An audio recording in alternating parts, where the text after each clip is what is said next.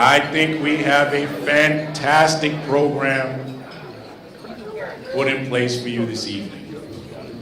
Thank you and welcome to the second annual Multicultural Media Correspondence Dinner.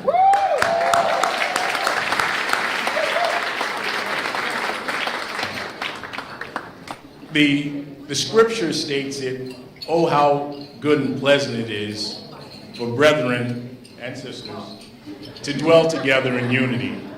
And this is really a show of unity.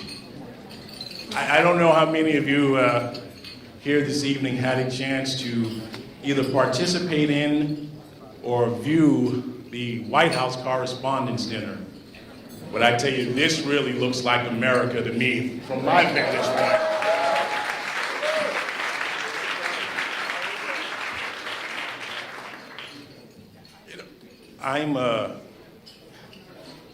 I'm really taken aback by what we're able to accomplish this year, again in our second try to bring together a host of multicultural media icons and folks that are exemplifying excellence. And David Morgan, our chair for this evening and our fearless leader. Let's give David a round of applause.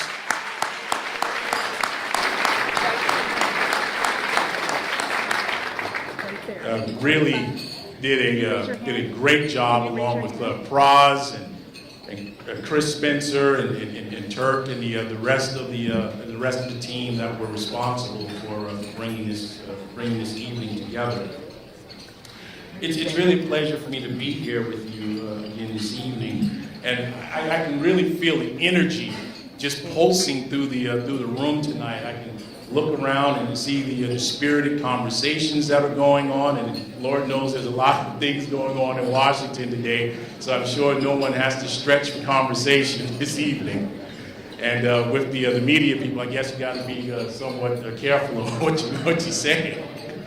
But it's just simply intoxicating.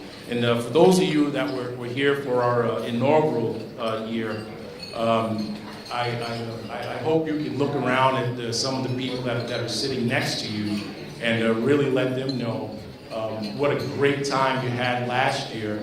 And hopefully we'll be able to put together a program this evening that you'll enjoy just as much as the folks who were with us last year. But before we get started, there are some special acknowledgments that we really have to make. The Multicultural Media Correspondence Dinner planning team has taken great care to be culturally inclusive tonight. And we wanted to celebrate journalistic contributions and achievements domestically and abroad. But I want to take a special moment to acknowledge the efforts in advocacy journalism of our Native American brothers and sisters in their brave and bold coverage.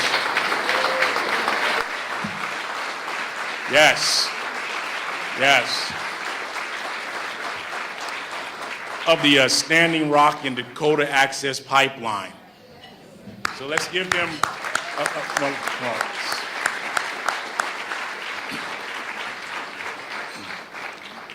And as this is a room full of media excellence, we do have a little bit of breaking news, or some might be breaking news and new news to others. We'd like to bring to the stage Mr. Danny Vargas, the president of VARCOM, and also the newly minted president of the Hispanic and Latino American Museum that is going to be built and placed on our National Mall. Yes.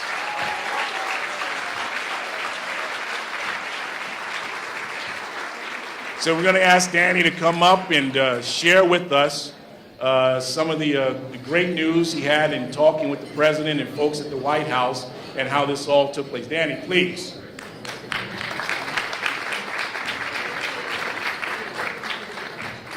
Good evening. Muy buenas noches. Muchísimas gracias por estar con nosotros. Thank you all very much for being here. I'll take just a couple of brief moments to talk about the initiative to create the Smithsonian American Latino Museum on the National Mall. We know that Latinos have been contributing to the United States of America for over 500 years. In fact, by the time the British got to Jamestown, Virginia in 1607, there were already Hispanics in the territory of North America. That we have been here since 1493 in Puerto Rico, 1565 in St. Augustine, Florida. So by the time the British got to Jamestown, there were already a bunch of Hispanics saying, "Dang, Benito's, what took you so long?" There are missing stories in the museums on the National Mall. There are missing pages in our history books. It is up to us today to stand up and say that it is time to share the stories of Hispanic contributions to this great nation.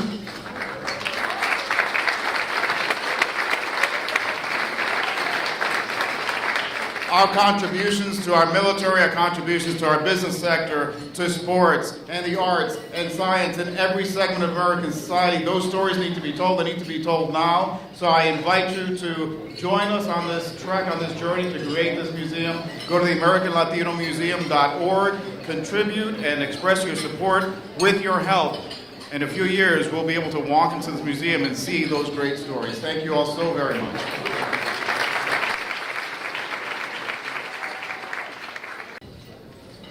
And now we'd like to bring to the stage, ladies and gentlemen, the host of our second annual Multicultural Media Correspondence Dinner, the creator of The Real Husbands of Hollywood, Mr. Chris Spencer.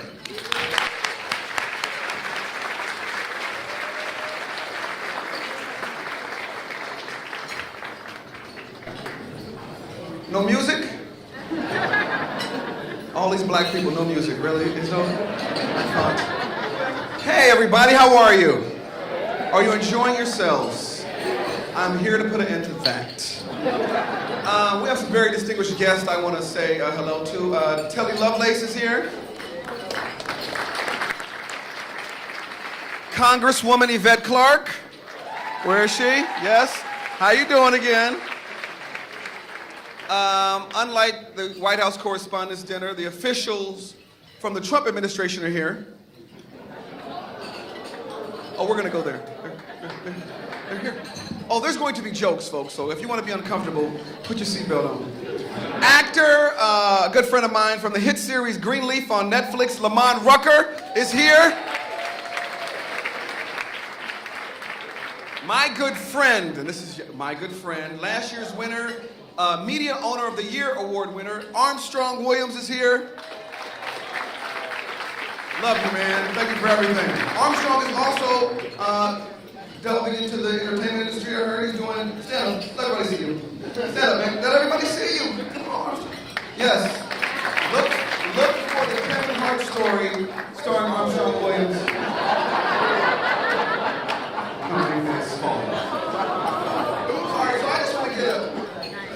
I just want to learn early. By round of applause, how many Republicans are here? 6. Great. I know Armstrong, he's the king of Republicans. I see some Latino Republicans. You got it over the wall. Perfect. Yes, we're going there. You watch the White House Correspondents' Dinner. This is a damn roast. Dr. Benitez, I told you, I'm coming. I heard Omarosa and Stacey Dash are here. No, that's the truth.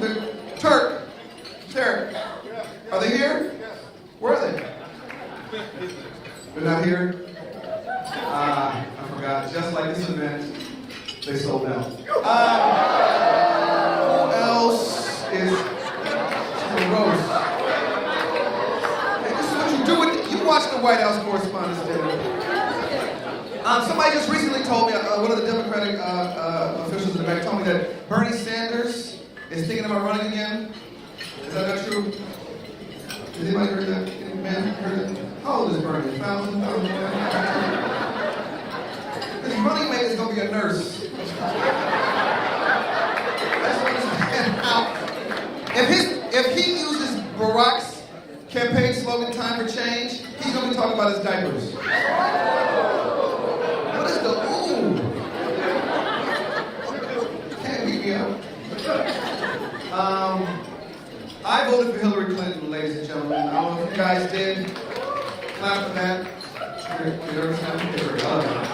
like it less. To me, she was the most qualified of the two candidates. All right, but it just seems like nobody seems to like her. I love her, but it seems like the Republicans didn't like her, the Bernie Democrats didn't like her, Bill don't like her. I don't understand. What is it about her that everybody's like? You know what it is? My aunt told me she didn't vote for her because of the way she dressed. She did not like her outfit. You can't get a president shopping at Lane Bryant. She doesn't like that.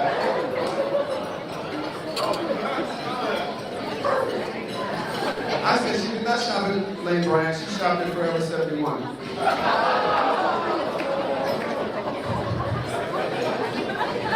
Yo, listen to this. Are you guys ready for this? They're remaking Rocky. Did you guys hear about this? They're remaking Rocky, and it's Trump versus Putin. Trump versus Putin in the new Rocky. But in this one, Trump is wearing the Russian shorts. I didn't write that. You know, I'm not gonna do any Trump jokes because everybody does the Trump jokes, and we already know he's doing a job and he's way over his hair. So I'm gonna stop. Did you guys hear about this? Fox News recently had 3 complaints by African Americans regarding discrimination.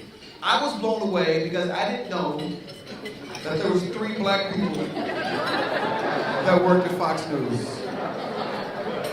Keep going, keep going, keep going. Keep going, keep going, keep going. He's gonna be hurt by these jokes. Oh yeah, that's gonna hurt him. This is the multi-correspondence, this is the multimedia, typo. Somebody pull this and type this. This is the multimedia correspondence dinner. This is about working together and edifying each other's successes and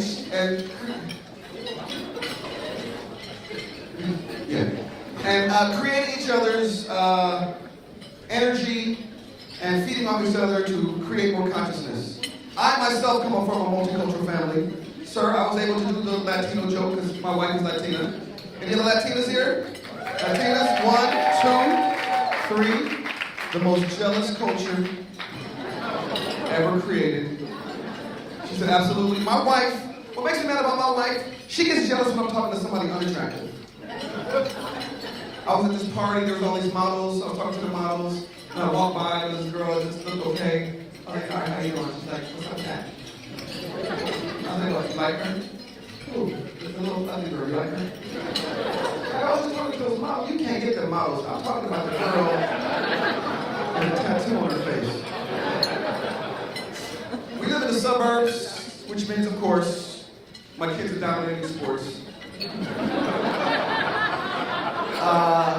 Last week, are you ready for this? Last week, my kid had 16 touchdowns. Isn't that ridiculous? 16 touchdowns. And what I can't figure out is why these little kids can't catch Isabella. Like, she's faster. Well, she's not that damn fast, right?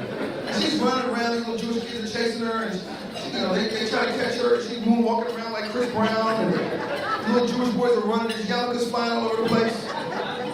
Now don't get me wrong, these aren't no little punk Jewish kids, like they're very athletic. Like they have on yarmulkes, but they have Nike stripes on it. And the other side says just Jewish. So I'm talking the creme de la creme of the Hebrew community. So you know what I did, Armstrong? I took my kids to the hood. You know why? Because that's where we'll see if they really have talent. Because the kids in the hood, as you guys know, are better than your kids. They're more talented, they're faster, they're stronger, and just like I thought, my kids ain't shit. The kids in the hood are fantastic. I enrolled in track because track is a nice go-around sport. And the kids in the hood are fantastic. You hear me? I don't know what they put in the flaming hot Cheetos in South Central LA. But the kids are incredible. You know what they are, ladies and gentlemen? The kids are more mature. They're more mature. Like an 11-year-old boy next to my son looked totally different. He had muscles, he got deodorant on his arm, he got a driver's license. More mature, okay? One little girl, 13 years old, Mexican girl, she put her baby down and she ran a 12-9 in the multicultural correspondence.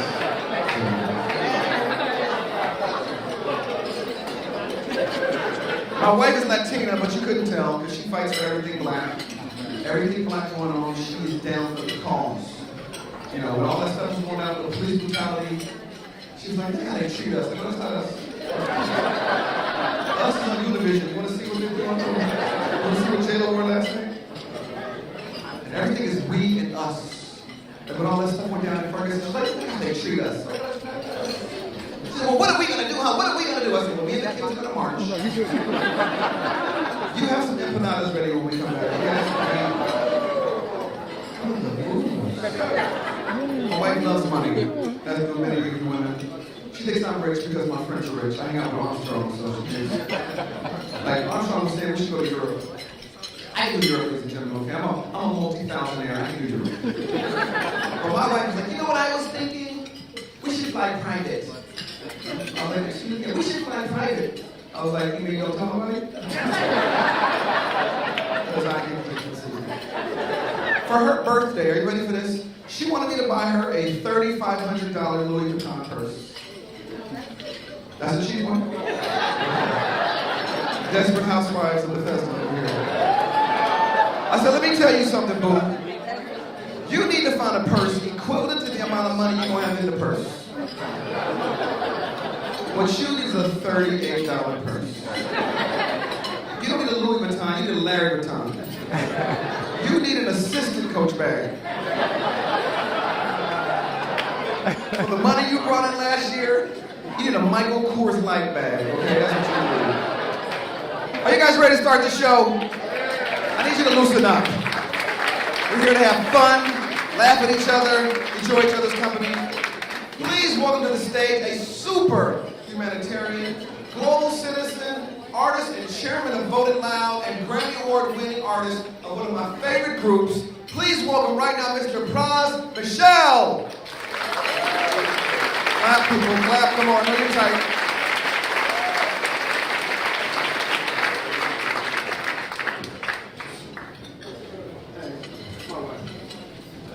Hello? Sir. I told him he shouldn't do his wife like that. Anyway, I want to thank everyone for coming to this event. First express to y'all how I got involved with this event. I met David Morgan through a good friend of mine.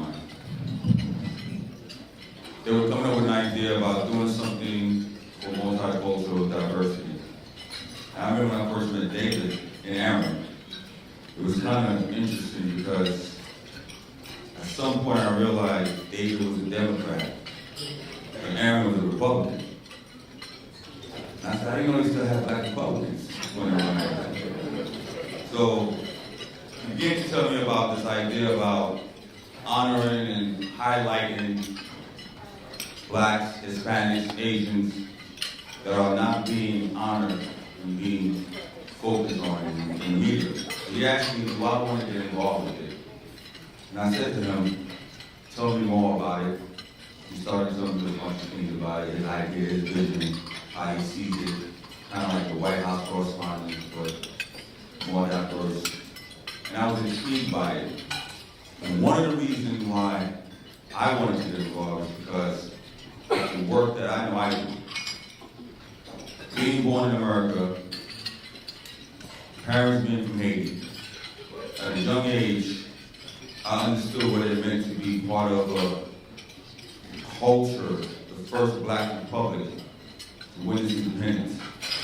And I always said something to my parents. I said, if I was ever to become something, my whole life would be dedicated to give back. Because I understand being here in the world that we're in today, it's a blessing for me to be able to be here. That's why I was just in Sudan. I flew here, got here this morning. I'm flying back to Sudan tomorrow. I knew I had to come here to represent.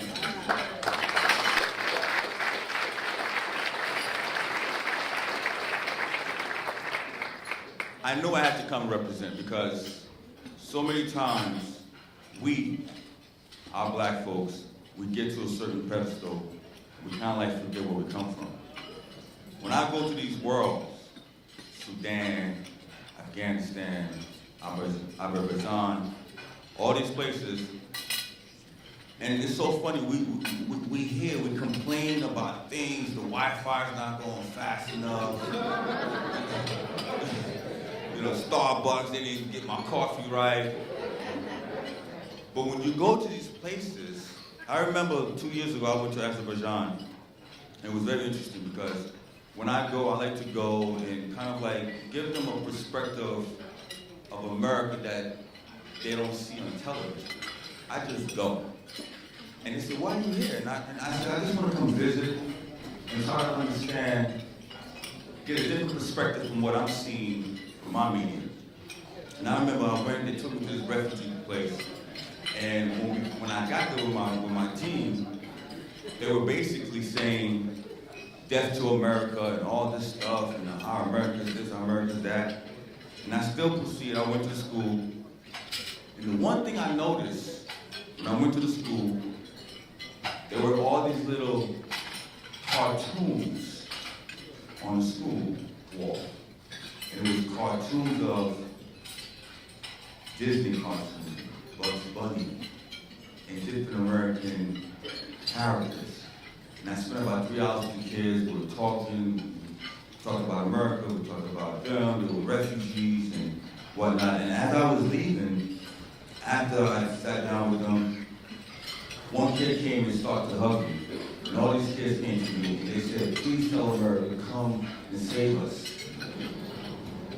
And it got me thinking, how could we be in the situation we in, to be blessed and not give back? I just don't understand what that means. I have to give back because it's an honor to even be amongst you guys. It's an honor for me to go into Sudan and come back, to be able to fly back and then go back. Why not? So when people ask me why you got involved with the multicultural event and being part of it, I felt honored to be a part of it because a lot of our kids are dying right here in these streets and they don't understand how good they have it. So if I can go and then come back and explain to them, right in Haiti, you got certain parts of Haiti where these kids are taking mud, baking it to eat. This is not backyard of America.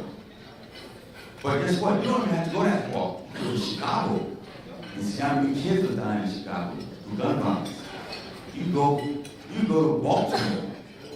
You go to Alabama.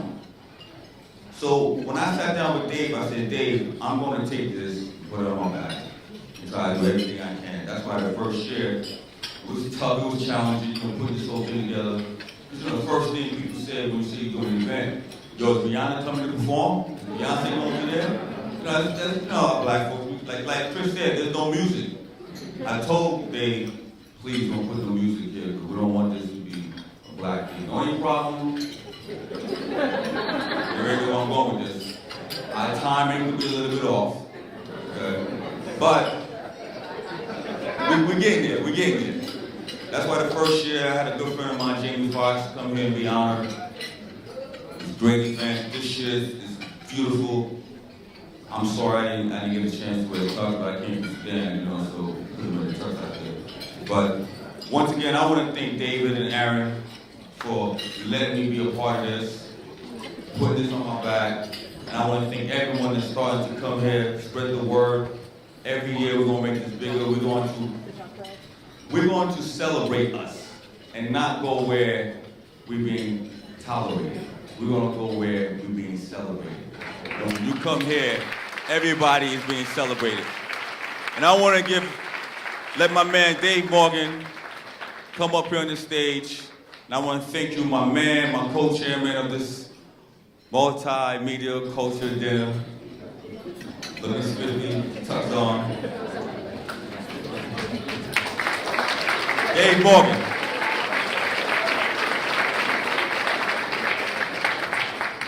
Thanks, Praz. As you can see, Praz is a real global citizen. I got to tell you, when Praz is the only celebrity in Japan I reached out to, but he's the one that said yes. And not only did he lend his time and you see his energy, but he wrote checks.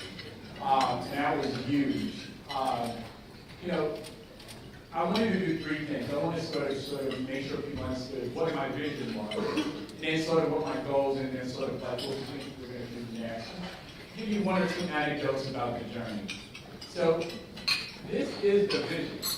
When you look around the room, this is the vision. You know, it's like we're here celebrating multicultural media journalists who are doing awesome work. You are our voices. Like, it's crazy to me that you guys aren't celebrating. So this is amazing. And what's even more amazing about the event is you got influencers. Here we got real celebrities here. You have members of Congress, you have Clark, you have Tony Parliament. You know, you have Congressman Haskett. I mean, this is amazing. We have ambassadors, so this thing is international. We have all kinds of influencers just to let you know you are our voice, we appreciate you, and we love you. So, why do I think this dinner could be helpful more generally? First, let me say this. We need to use this to elevate the consciousness of this country that this is a serious and important issue. Like, we have to have a diverse media. Like, this voice is too important to the thing to not let it go. I mean, now, Sam the Dulgan is here. Now, Sam and I are probably different in our views. I'm way better looking. Sam and I traveled together, about 16 years ago. We were engaged for 14 days. And he sort of separated the trip between the sort of the Hegeds and the Cools. So Sam and I spent a lot of time together. But now that relationship allows us to work together and do amazing things. And I can tell you, Sam is about as passionate about this diversity issue as anybody else in the room. And I know Jennifer Stewart is here, Mike Wood can attest to that. And that to me is evidence of what we can do when we work together. This doesn't have to be a black issue, an Asian issue, Hispanic or white issue. It doesn't have to be the right or the left, young or old. This is for America. This is going to make us all better. You know,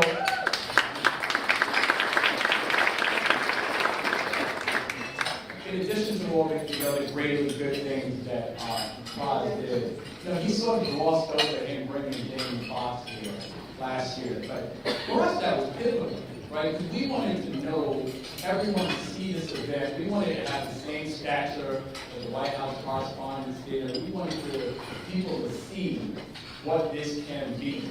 And look at this room in just a second here. This is amazing.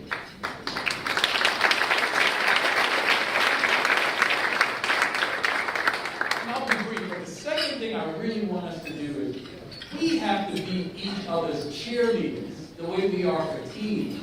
We have to want Armstrong to go public. We want to, we're skipping the cross. We have to want the beat to be incredibly successful. We have to be tested day to day.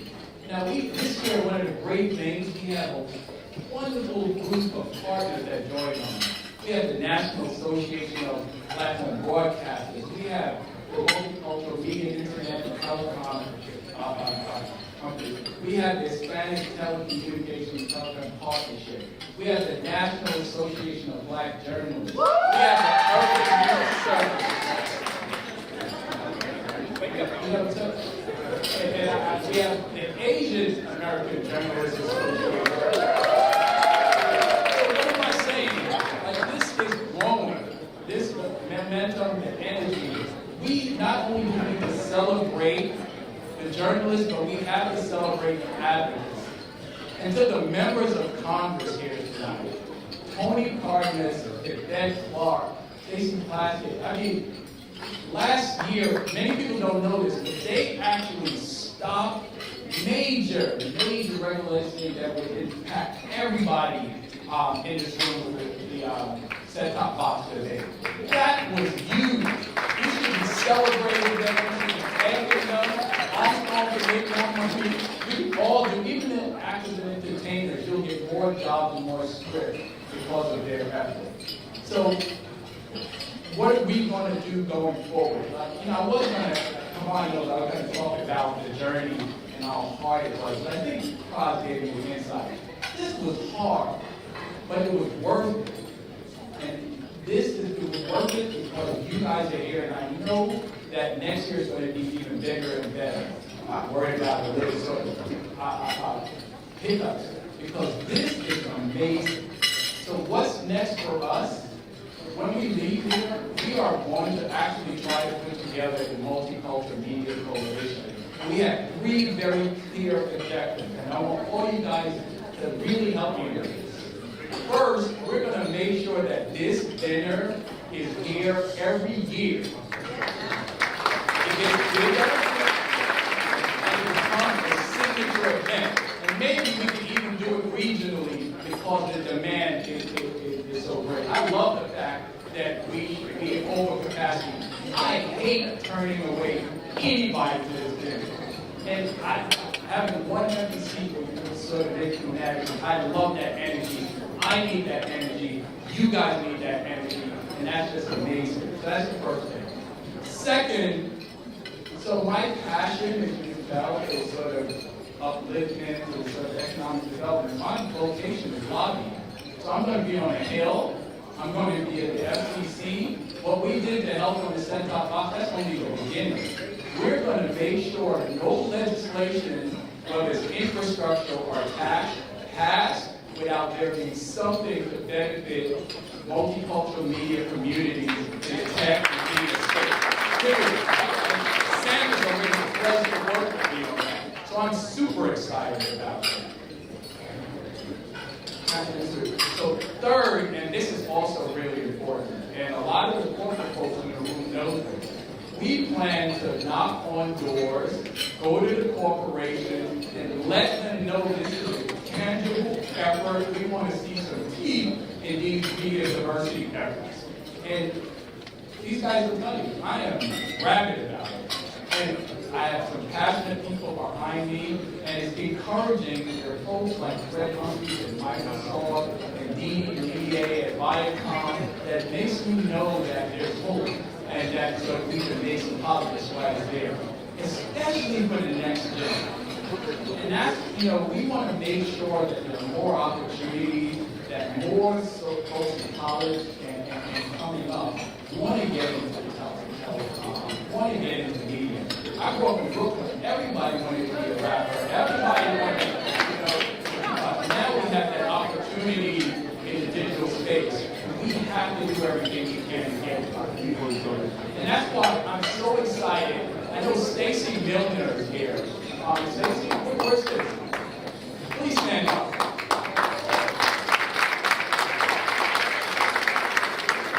And also, I know Ray Anderson and the folks at the Thurgood Marshall Fund, they're here, wherever they are. Stay up. Why is this important? Because they are already starting to do really good things to bring, for instance, the HBCU to Hollywood. These types of programs have to be encouraged. They have to be celebrated. Like this dinner, they have to be funded. So we are going to join into that effort, and we're going to see what we can do to help grow that and work together. So again, I talked about Praz. Aaron, thank you so much. I know Hank is here. I'll share this. One of the darkest days, I told you I wouldn't, I had to do this. We had sort of, it was about April before the first dinner, and we had fallen really short in our fundraising goals. And in fact, we were being told by folks to either cancel or postpone the dinner. And I mean, that was a crushing day for us. And we were on the phone that night, I think you guys remember, and we were like, let's just think about it in the morning. And I tell you, that night, I prayed and I meditated and I said, God, you're my source, and I believe in you, and in the morning, I'm going to follow your guidance. So, the next day I woke up, I called Aaron, and he said, Hoss, if you want to do this, I got your back. I was like, you crazy? We go bankrupt trying to do this dinner. But then he said, I know why you're doing this. And it's way too important. And more importantly, we are not by ourselves. We just haven't told enough people. Let's keep doing it. People will come. And you know what? they came. So Hank, he said his name, so thank you guys so much for the encouragement. Everybody in the room that showed up, thank you. Because I know that we can make this thing happen. And I'm so excited. By the way, 3 darker more brothers that made me go third. I'm the best dressed, and I'm the best looking. Thank you all.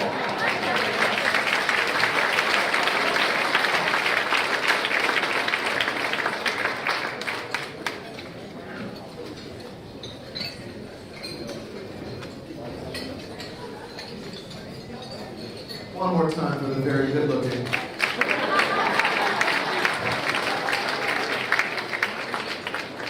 Coming to the stage, please put your hands together for the Honorable Congresswoman Yvette Clarke.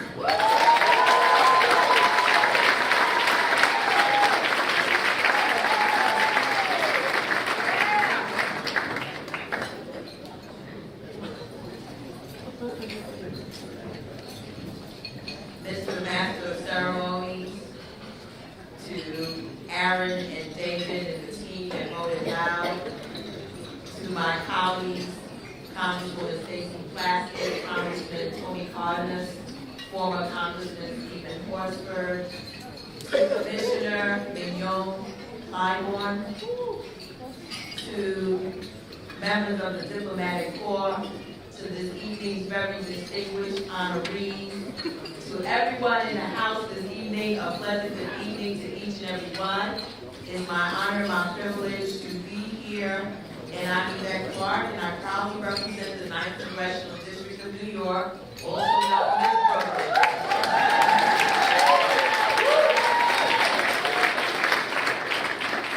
I have some prepared remarks, but I have to speak to the work that Aaron and David has done. They have really been visionaries, and I think they tapped into a vein of many of us on Capitol Hill who recognize that the time has come that there should not be another generation of people coming up in this civil society where the idea of diversity and inclusion is a foreign thought or a marginal notion. So I want to thank them for their perseverance in the midst of all of the naysayers and those who don't want to get on board. They're on board now, David. And we're going to keep them on board. I want to welcome everyone to the 2nd Annual Multicultural Media Correspondence Center. And they voted loud for including me in tonight's program. They have been wonderful partners in this journey, and I just look forward to our continued partnership because there is much work to be done.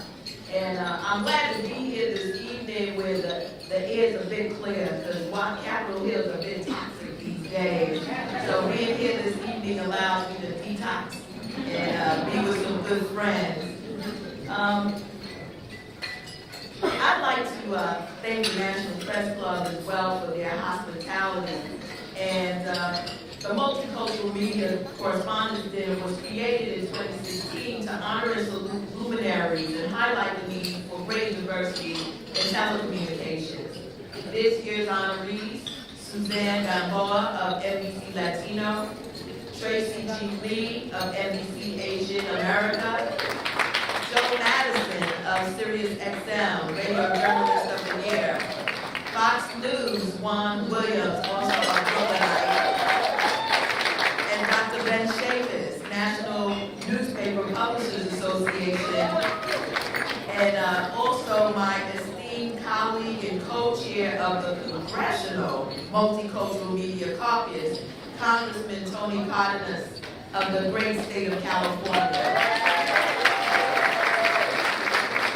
I want to thank Tony for his leadership and partnership in the quest for fairness, justice, and equity in the telecom space. All of this evening's honorees have demonstrated their commitment to diversity and inclusion in the industry through their work, leadership, and innovation. I congratulate each of you on receiving tonight's coveted awards. I founded the Multicultural Media Caucus to ensure that there was a congressional body dedicated to issues related to the state of diversity and inclusion in the media and telecommunications industry. from the boardroom to the control room, throughout our creative community. It was my sincere desire that the caucus would serve as a vehicle to inform conversation, advocacy, and policy prescription. And I hope that's what we'll continue to do in the years to come. The creation of this caucus was a deeply personal and emotional experience. We are creatives. We are innovators. We are leaders. We are arbiters of style. We are hip, or as the young people say, on fleek. And we set trends. It's imperative that we not only create our own content, but that we own our own content. It's not enough to be in the room, we must be at the table. As the old adage goes, if you aren't at the table, you are probably on the menu.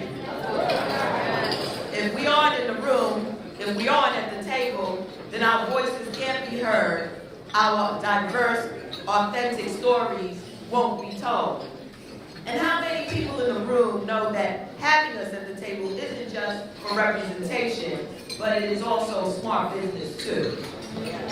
This caucus seeks to explore all facets of the media and telecom ecosystem, for ownership, to content creators, to programmers, to distribution, to advertising, to communication and talent, to ensure that at every level we are having a lasting and crucial impact. In the ever-evolving landscape of the media and convergence of tech and communication, we must be ever aware of the opportunities for growth and expansion. We must break down the barriers, overcome obstacles, build opportunities, and promote the collective progress of people of color in this space, while eradicating the exploitative nature of the industry. I believe there is a public policy imperative to do something about it. The persistent inequality and marginalization. People of color represent over 40% of the population. Digital telecom and media account for over 25% of the U.S. economy. Though over 40% of the U.S. population, ownership and control by people of color is virtually non-existent. The few stakeholders in this space are endangered. Policymakers can and should play a role in changing this. Networks have a role to play in changing this. Advertisers have a role to play in changing this. The FCC has a role to play in changing this. So as I take my seat, I'd like to thank you all and let you know that as long as the people of the 9th Congressional District of New York see fit to send me here to represent them, I will fight with every fiber of my being to change the status quo. In this room are many journalists, bloggers, on-air talent, control room operators, and media operatives. In a time when there's great uncertainty, some would say even crisis, there's also opportunity. In the age where alternative facts seem to reign supreme, in a time where partisanship is hyper, when public trust in political is at an all-time, if you can believe it, low, we rely on a free press to hold this administration and those of us on Capitol Hill accountable. Now more than ever, we need each of you in this room to seek truth and deliver the truth to the American people. I want to thank you on behalf of the American people for the work that you do in seeking and delivering the truth, telling our stories each and every day, and thank you once again. I hope that you'll enjoy the rest of the program.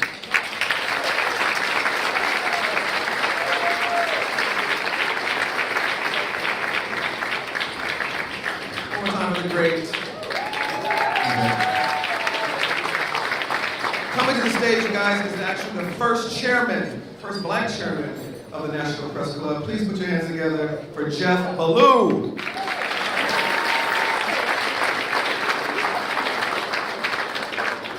until he gets here. We like that. We like a loud applause.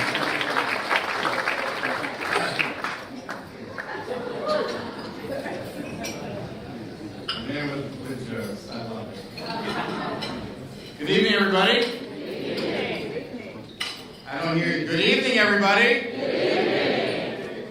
Welcome to the National Press Club. I'm used to saying that up here. It's a deep honor and privilege to be the 110th president of the National Press Club.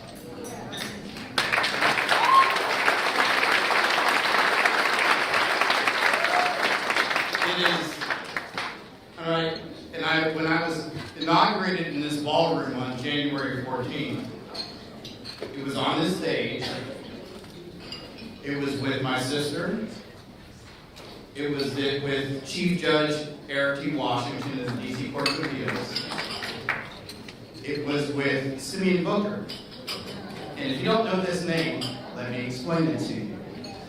Simeon Booker was the second African American to be admitted to membership here in the National Press Club in 1956. He also broke the Emmett Till story. So I know where I come from. I made some very deliberate expressions of symbolism when I was sworn into office in this ballroom.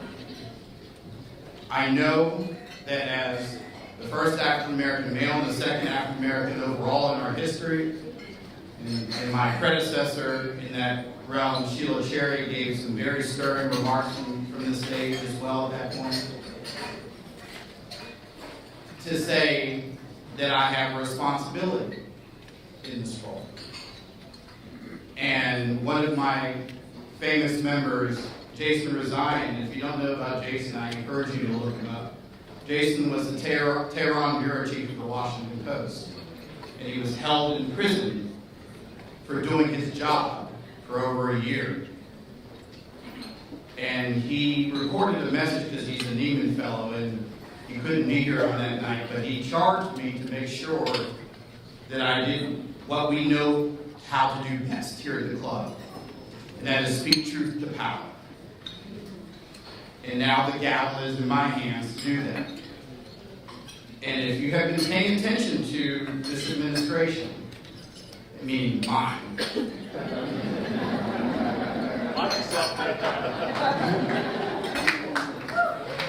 I've been doing just that. Because these are challenging times for the journalism profession. These are challenging times for civility.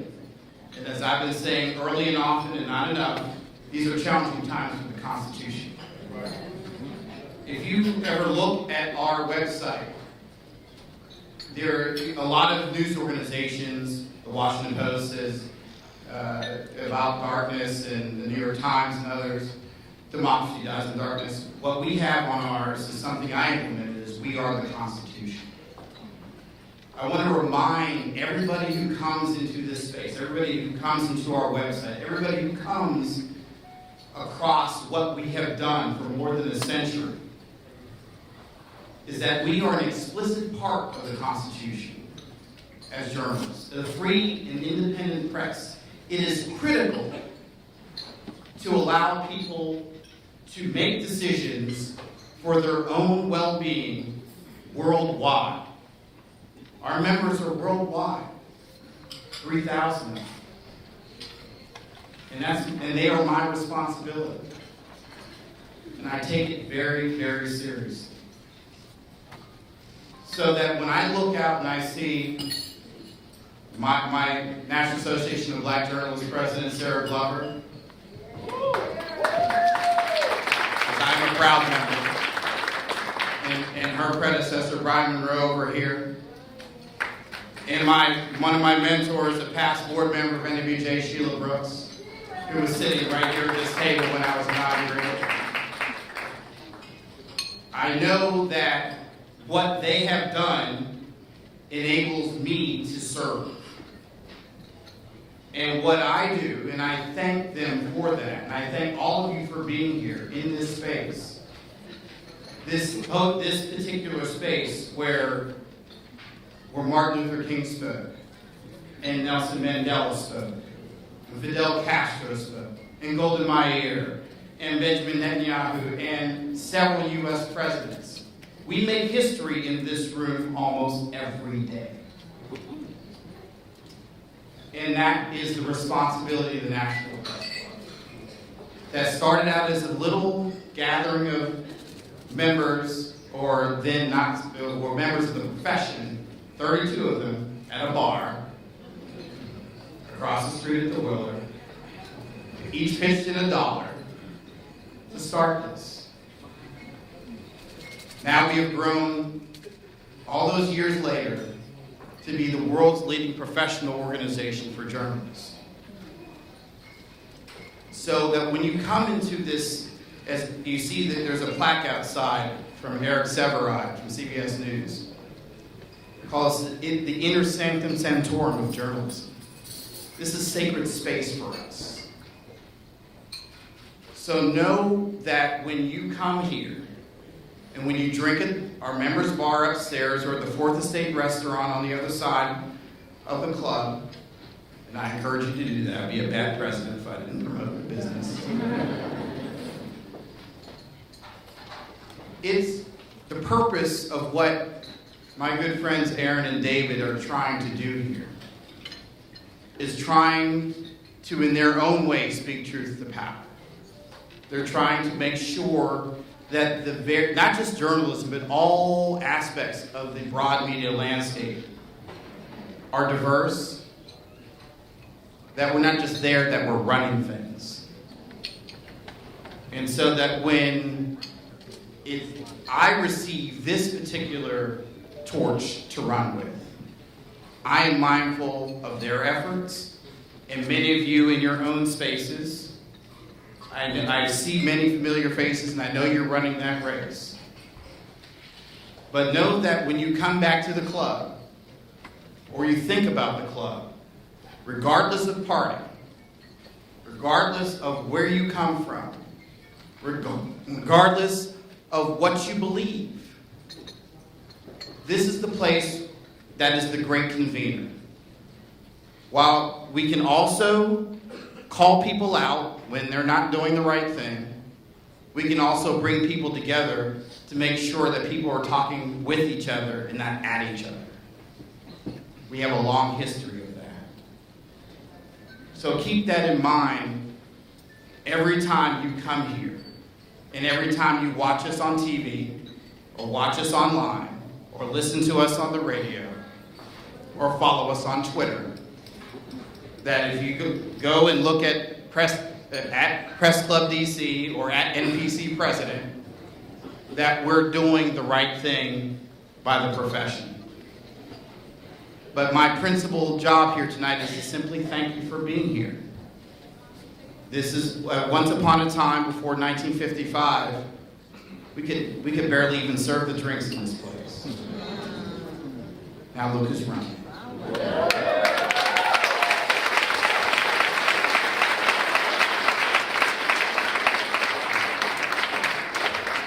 So, come on in, the water's fine, folks.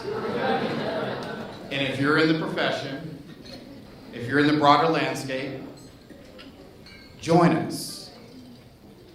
It's not that bad. We have a gym upstairs, a restaurant, a couple of restaurants, a library, a full-blown broadcast studio downstairs on the 4th floor. If you haven't toured us, give us another look. If you didn't have a good experience, there's a reason why this dinner is here. David and Aaron said, they humbled me by saying, we want this dinner here because you're here, Jeff. But I want this dinner, I only get 1 year term. So I want this dinner to come back long after I'm gone, out of this office. And maybe all of you have other events too. Because I know a lot of you belong to a lot of organizations that I've interacted with over the years. So bring them here. We have a great staff. They treat me wonderfully. Because I told them at the staff holiday dinner, I'm one of you. You helped raise me in this club. I think about my father, who was an an airport baggage handler, and my late mother, who was a nurse. So I know the Pittsburgh humble beginnings where I come from. And hopefully we'll keep the Stanley Cup too, and the Lombardi, and once maybe finally break through the playoffs and get the World Series. But anyway, I've spoken enough. Have a great program. Aaron, David, I wish you all the greatest success. And come back often. Have a great night.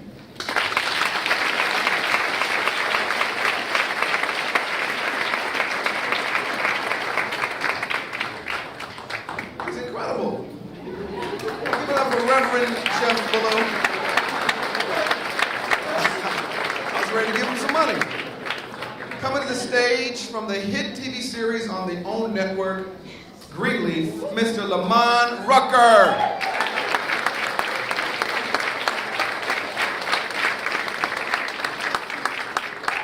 There he is. Keep clapping. We like that.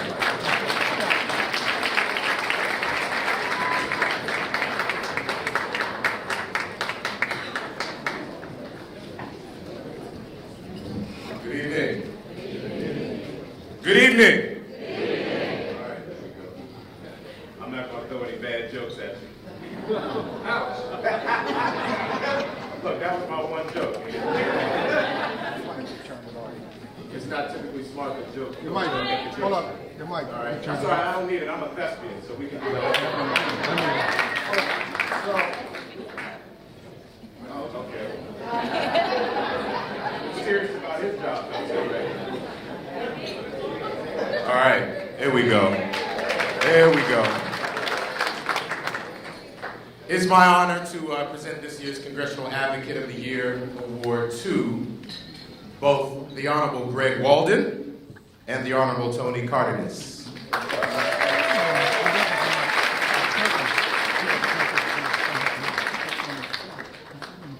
Now, I believe only one of our gentlemen are here. Okay, let's start with this.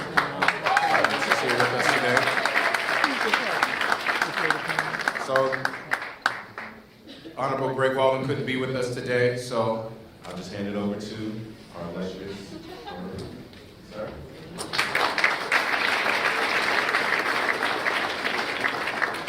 Thank you very much. It's humbling to be here tonight. I've been a public elected public servant for 21 years now.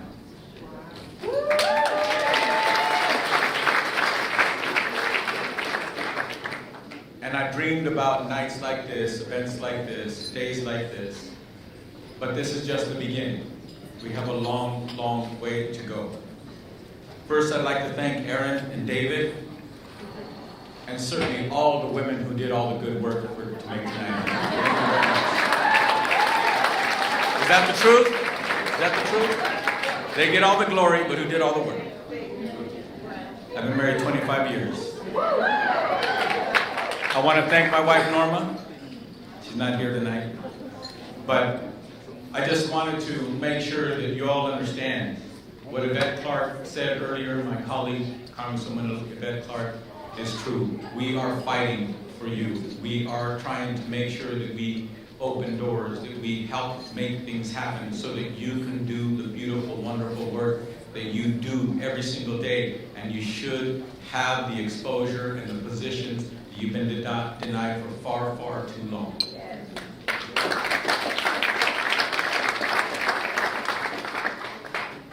Tonight I got a chance to spend a few minutes from somebody who inspires me, and every time I talk to him, it just reminds me that we have a lot of wonderful, talented, beautiful people of color throughout the world, and certainly in this country. Robert Rodriguez, thank you so much for taking it to the next level. As a fellow Latino, we shouldn't have to wait 50 or so, 60 damn years for the second Latino to own his own studio. But you're doing it, brother. You're doing it. And I'm falling in love with a play I haven't even seen yet, called Hamilton. and I'm gonna see it soon. I got tickets.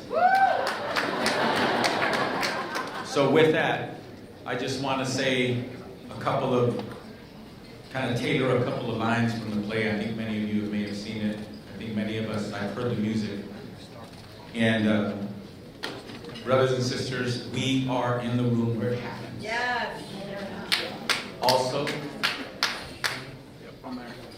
we cannot, we shall not allow ourselves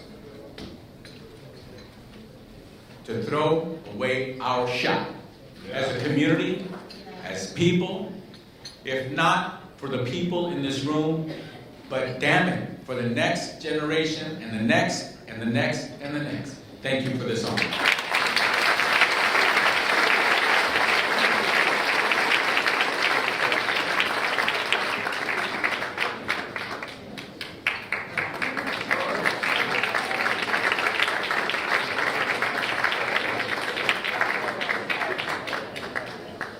Mr. Tony Cardenas, you guys. Did you all enjoy your meal? The check is coming. I want to thank some of our incredible sponsors for their incredible support. The Motion Picture Association of America. The Internet and Television Association. Microsoft, Comcast, NBC Universal, Howard Stern Holdings, Marriott Hotels and Resorts, and to our partners, the Multicultural Media, Telecom, and Internet Council. That's all right there. The National Association of Black Journalists, the Asian American Journalists Association, Urban News Service, Hispanic Technology and Telecommunications Partnership, the National Press Club, the National Newspaper Publishers Association, the National Association of Black-Owned Broadcasters. Thank you all very much. I'm trying to light this place up a little bit. Coming to the stage is one of the funniest people I've ever met in my entire life. You may have seen her Showtime specials, or you may have seen her on The Tonight Show. Please welcome, start clapping right now, for Ms. Kira Sultanovich. Keep clapping. Come on, you guys.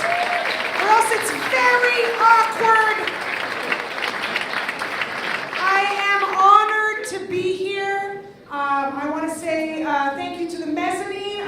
I'm going to assume you guys are a C-SPAN. And that's not right how they're treating you. That is not right. But I get it. This is a great event.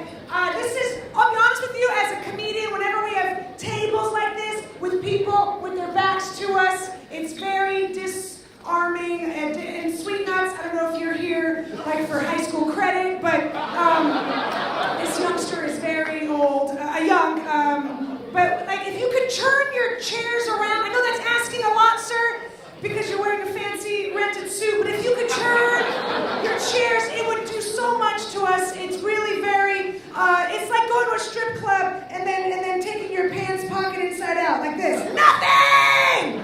We're gonna give you nothing! So just turn your, if you can. Thank you, I appreciate it. She can't be bothered, that's fine. No, I get it, you've been texting all night. I've been watching. It's okay,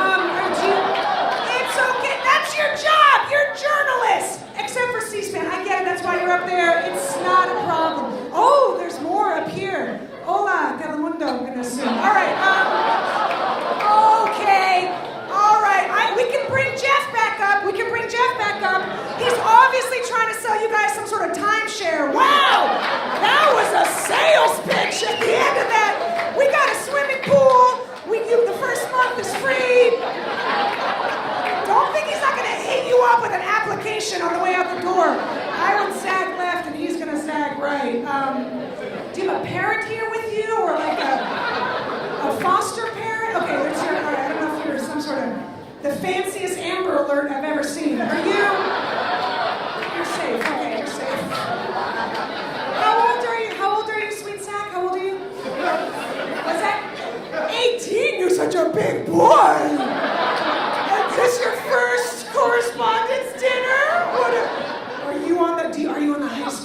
newspaper? Is that why you were?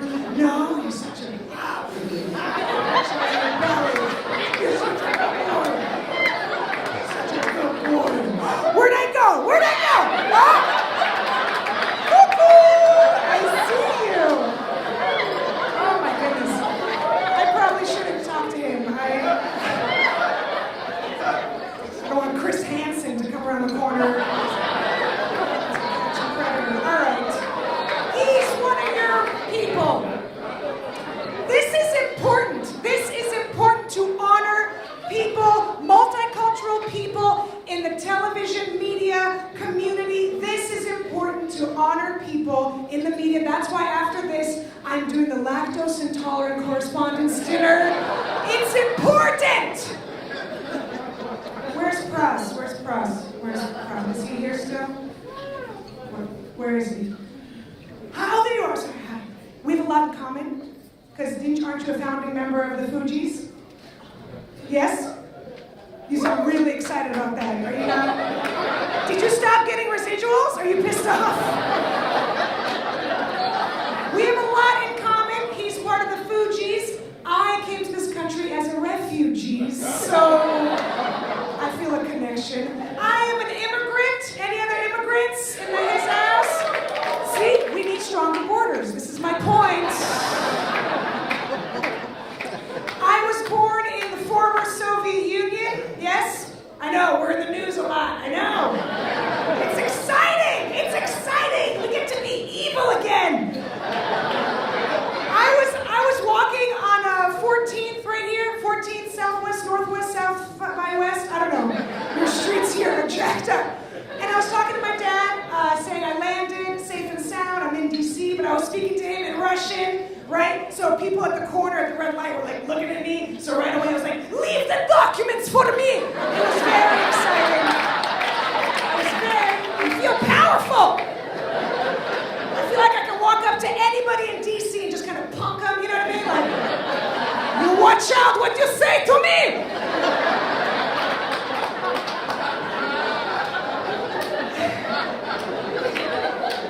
I was born, sir, I don't understand. Have you not, up the nose is not the best. I gotta suck everything in because of you, because you can't stand up. As a Jew, I don't want any profile shots. You better get straight on. What's happening in this room? You are an anti-Semitic photographer. Get in the front of me. I have had 2 children. You're gonna shoot up the stretch marks? What kind of non-union photographers? I have had 2 kids. I have had 2 children, and I'm a Russian, so I pee all the time. I don't know what the big deal is. Oh, no peeing on Trump jokes? Okay, moving on. Oh, that didn't happen. Come on, C-SPAN. I feel like I want to sneak you guys in. So I do have 2 children. I just had my second child. I just had a baby. Almost 2 years ago. But guess what? I still look a little pregnant. Which is exciting, because I live in Los Angeles, and you're not allowed to look a little bit pregnant. And I was in the grocery store recently, and a woman reached her hand down, yes, and started rubbing my belly. When are you due? But there's no baby in here. So she was just rubbing cheeseburgers and pizza and other bad choices. And then she went, oh, is that an elbow I feel?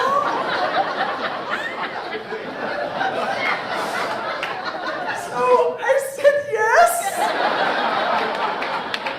because I had hot wings.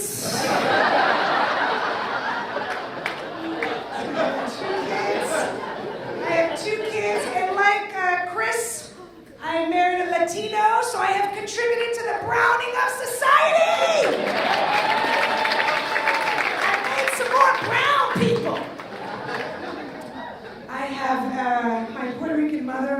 talks about me in Spanish. She does. Why are you clapping for that, man? You have a Puerto Rican mother-in-law? Yes, you do? Ex. You have an ex-Puerto Rican mother-in-law? Are you applauding for my impending divorce? Girl, your Puerto Rican mother-in-law, that's gonna answer!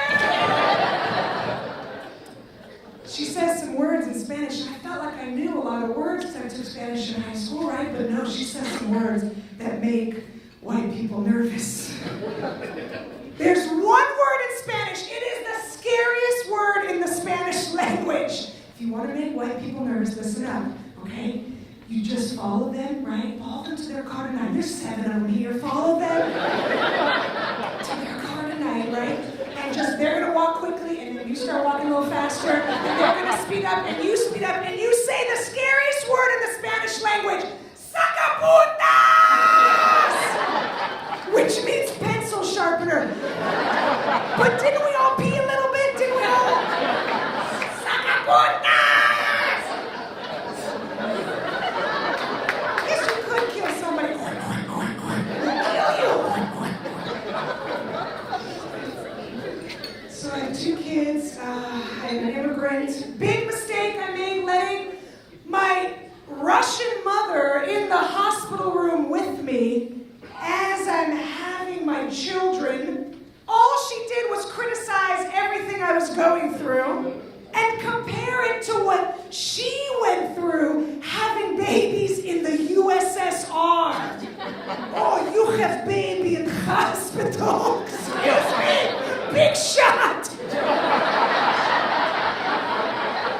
I have baby on a bus. And I am driving this bus. Russians are the worst. All they do is criticize. Who has little kids? Who has little itty? I know you all look. You're such a sweetheart. I forgot you were here. Oh my goodness. I can smell the breast milk on your breath. Don't owe that. It's very healthy to breastfeed. You like this? You got a little placenta right there. He's a baby. He's a baby. Who has little itty bitty kids? Anybody have little ones? Yes? How old? How old? You have a 3-year-old? 3-year-old, yes. Right? Were you there for all the action? Yes. Did she do the drugs? Yeah, some meth, right? Just take the edge off. Again, I live in Los Angeles, and everyone's really like, don't do the epidural, don't do the drugs, just do a warrior pose. Connect to the earth through your toes. Forget that. That epidural came in the room, and I was like, put it in my eye. Put it directly in my cornea. And of course, my mom's in the corner of the room. Oh, you need epidural. The baby hurt you. I don't have epidural. When I have you, you know what they give for me? Punch me in the face.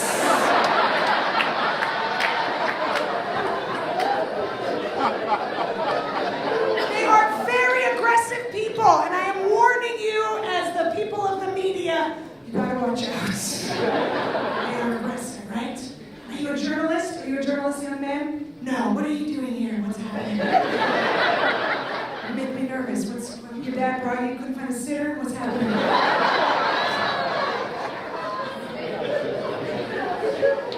Oh, goodness.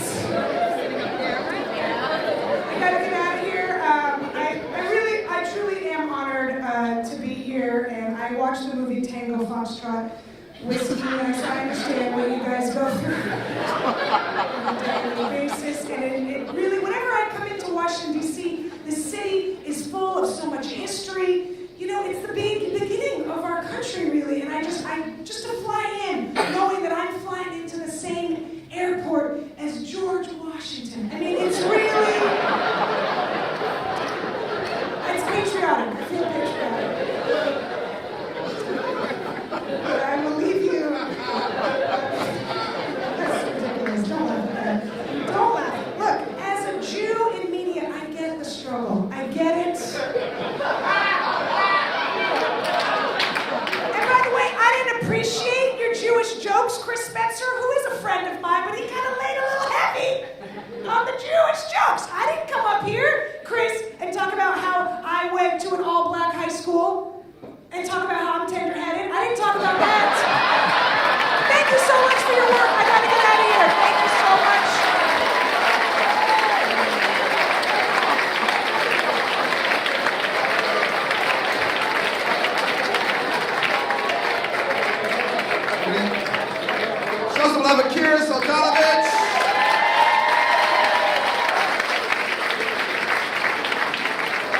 Kara,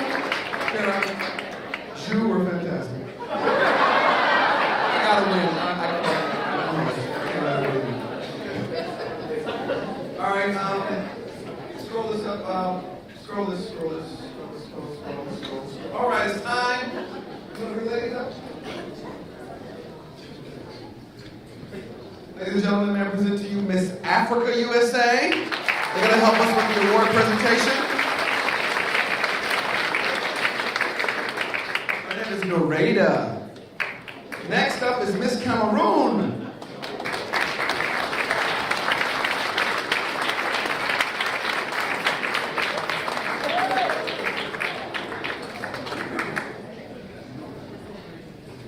This is Nora. Say hi to Nora, everybody. Say hi to Nora. The next up is the people. I can see your sash. Just start walking towards me.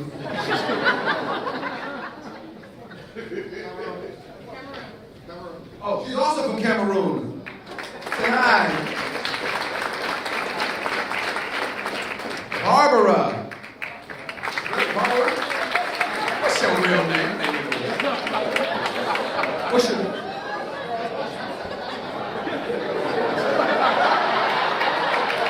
What's your last name?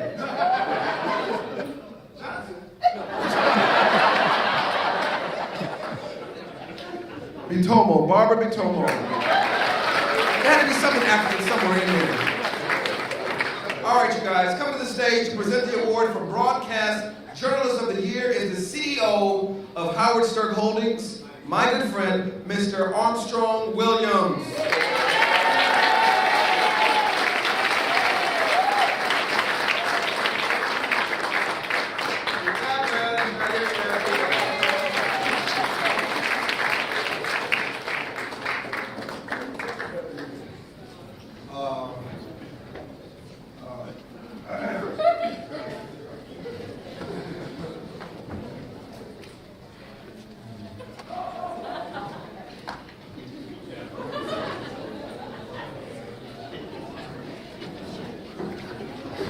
He wants me to lower the mic.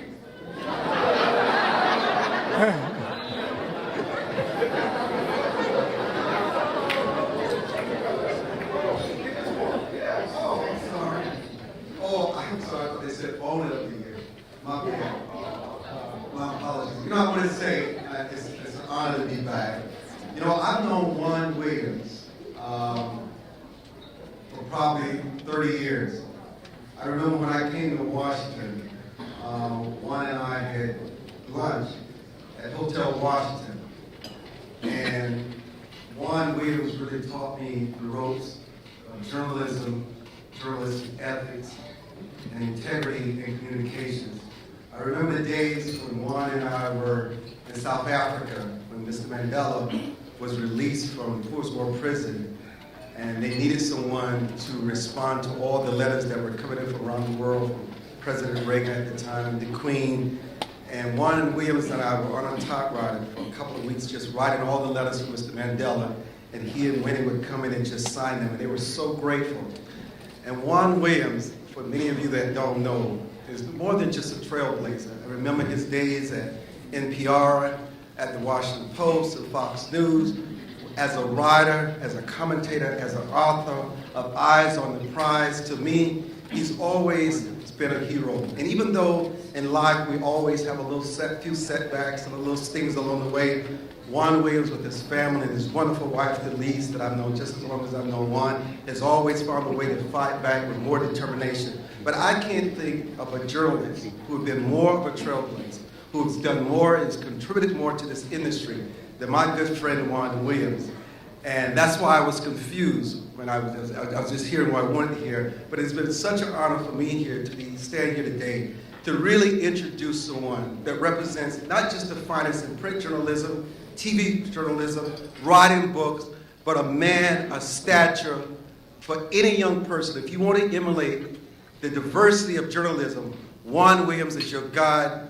Juan Williams is your role model. Juan Williams is your gold model. And I'm so proud because I knew his mother and father during their lifetime, and he knew my parents during their lifetime. So I'm not just only introducing the Journalist of the Year, I'm introducing one of my best friends in the world. I'm also the godfather to all 3 of his children. Ladies and gentlemen, Juan Williams.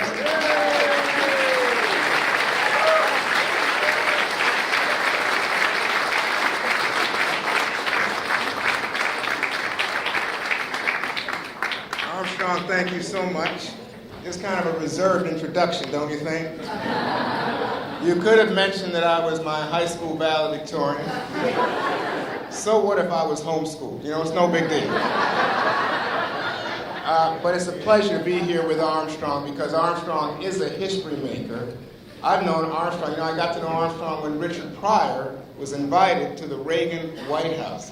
And I had to track down for the Washington Post who made this happen. I found an assistant, a young aide at agriculture named Armstrong Williams. Look at him today, a history maker as the largest minority owner of television stations in the United States.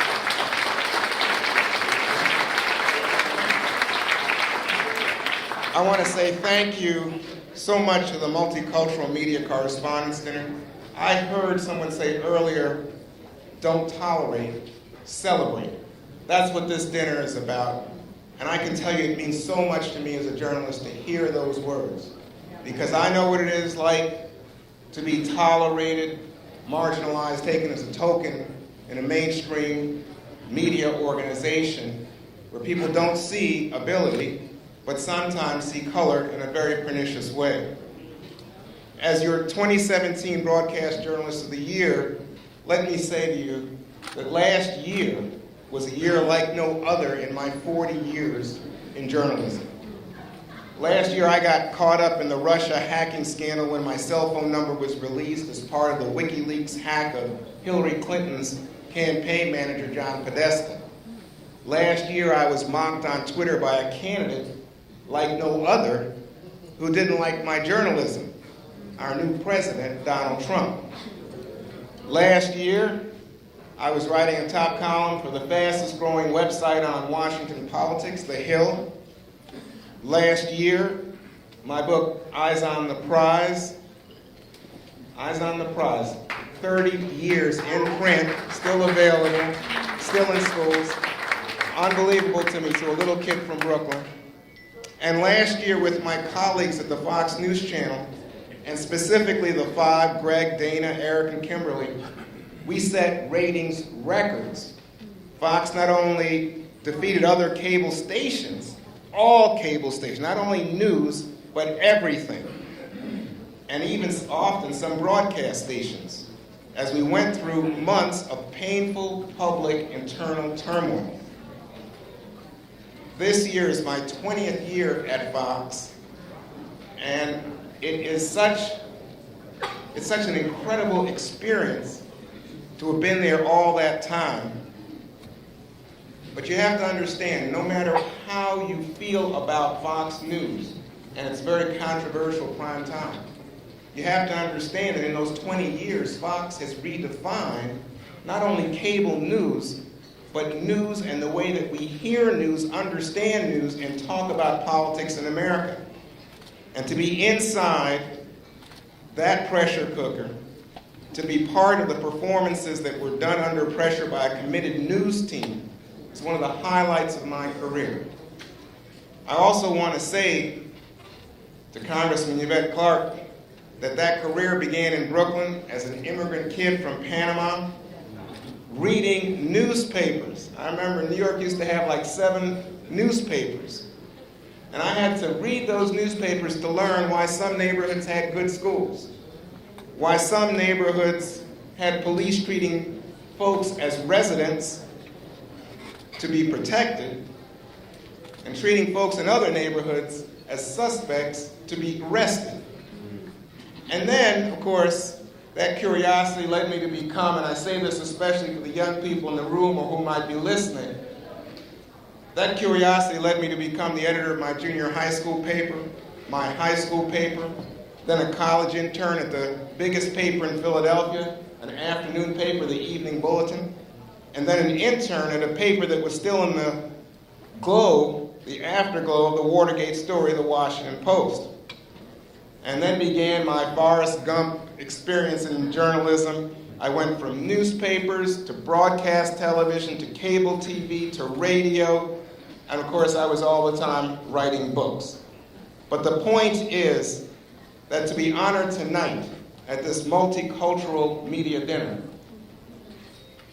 it speaks to me in a way that no other honor, no other dinner, no other group could do, because I see myself as one of you, and you are my peers, and I seek to impress you every time I'm on the air.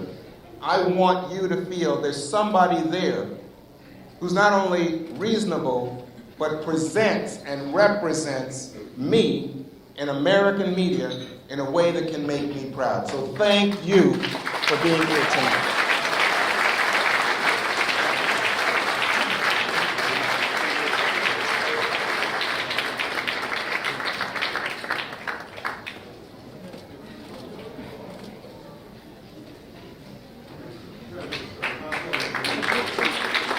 Mr. Juan Williams.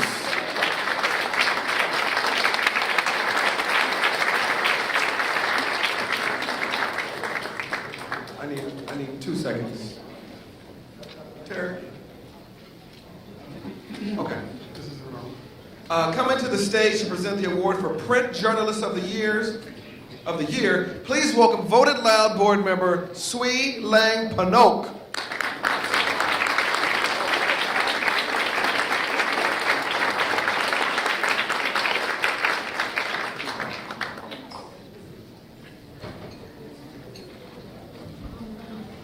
Aloha. So it is such an honor to be here, and this being a multicultural event, I wanted to integrate a small piece of my culture. In Hawaii, we honor each other through fresh flower leaves. So I brought this gift for our honoree, for the print journalist. Helen is a dear friend of mine. She is a fierce writer and author and tremendous voice for the Asian Pacific Islander community. So join me in welcoming our Print Journalist of the Year, Helen Zia.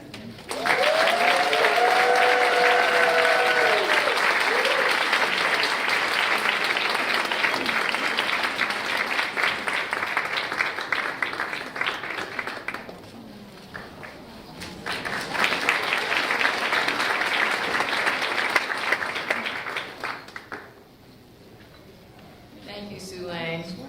My Pacific Islander sister, Sue Lang and I met when she was on the chair. She was on the board of the National Asian Pacific American Women's Forum, and she's just a force to be seen. I hope everybody gets to know Sue Lang, and I just want to thank her and to say that I am so honored and humbled to receive this recognition and to stand before this distinguished body and what you all stand for in bringing America's diverse voices to the front. More than 40 years ago, I started out as a freelance journalist in Detroit, Michigan, after getting laid off from my job at a Chrysler factory. And I wanted to tell the story of the destruction of the labor movement in this African-American city. And, well, no surprise, no editor really cared to assign an unknown Asian-American freelance journalist to cover a story that they did not deem significant. But I persisted, and one day I did write that story. And in a short time that I have, I'd like to share a couple of lessons that I learned from my journey as a Chinese American girl, daughter of immigrants, growing up in Willingboro, New Jersey, at a time when being an alien immigrant meant that you came from Mars. So lesson number one, our diverse voices matter more than ever in this dangerous transitional time in America. When I was a young reporter in Detroit, it was another time of intense hatred and division. And a young Chinese American man named Vincent Chin was beaten to death in Detroit by 2 white auto workers because he looked Japanese. Today, bigotry and Islamophobia have turned anybody who looks Muslim into a target. We know that. Well, in 1982, I was a journalist, a budding journalist, but I also became an activist against racial profiling, and I then helped to organize a national civil rights campaign. My editors didn't fire me, but they told me I could never write for them about this issue. And I went along with that at the time. I was grateful to have my job. But today I would argue that journalists from affected communities should be encouraged to report on their communities. It's no different, really, from white male reporters who have for years been writing about their communities, right?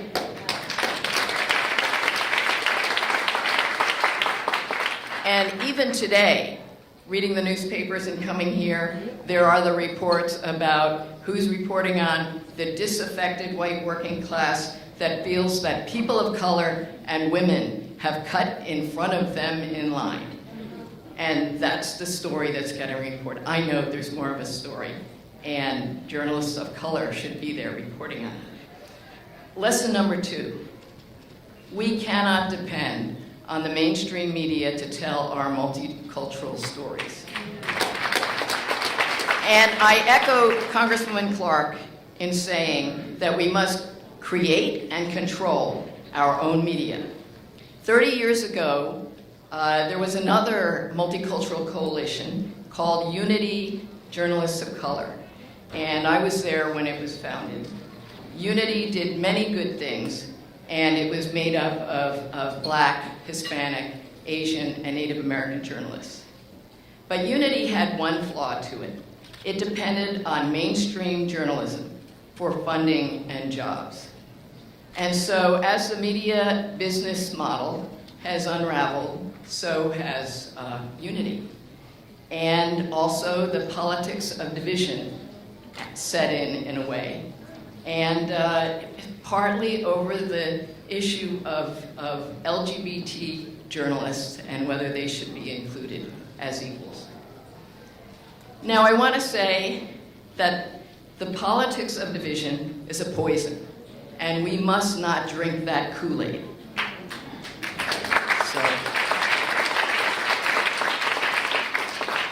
For example, there are those who question whether Asian Americans are truly people of color.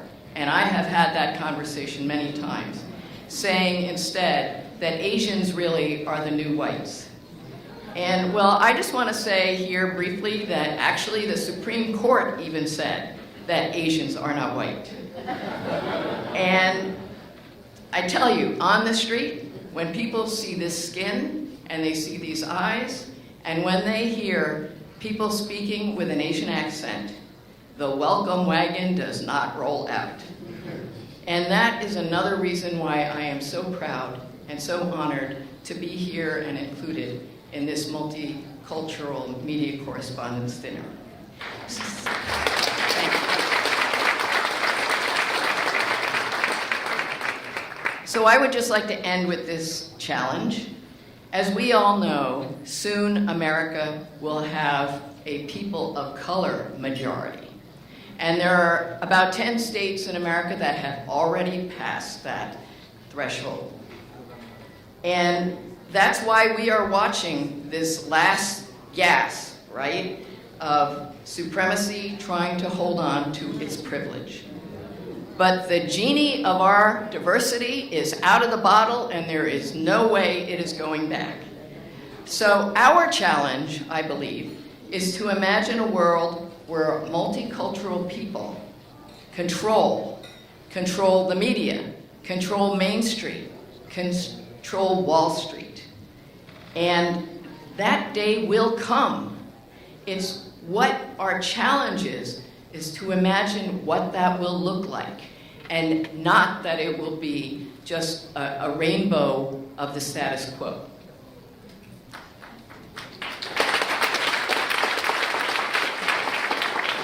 Instead, it has to be a vision of what it means for diverse voices and diverse faces to stand up for justice, for peace, for the human dignity of all.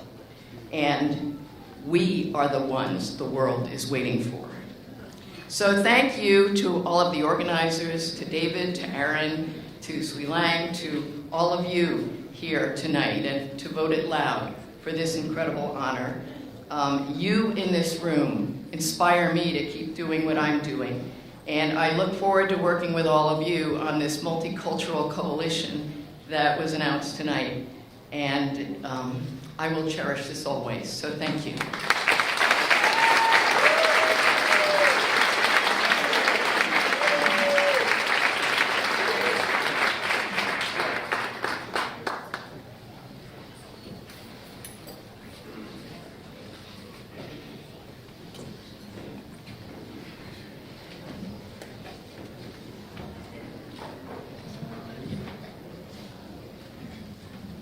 All right, how you folks doing? You good? You good? 320 more awards and then we're out of here, okay? I want to thank the FCC Commissioner Mignon Clybourne for joining us here. Mignon, thank you. Coming to the stage from the hit TV series Empire, please welcome Tobias Truvillian.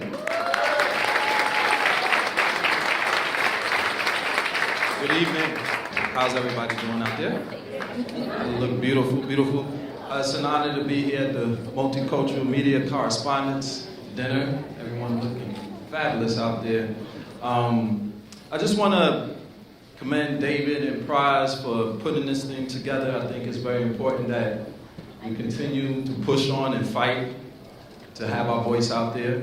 And I'm not going to hold you guys up too long. So I'm going to bring up the CEO of Alcon Media Group, Mr. Richard Campbell.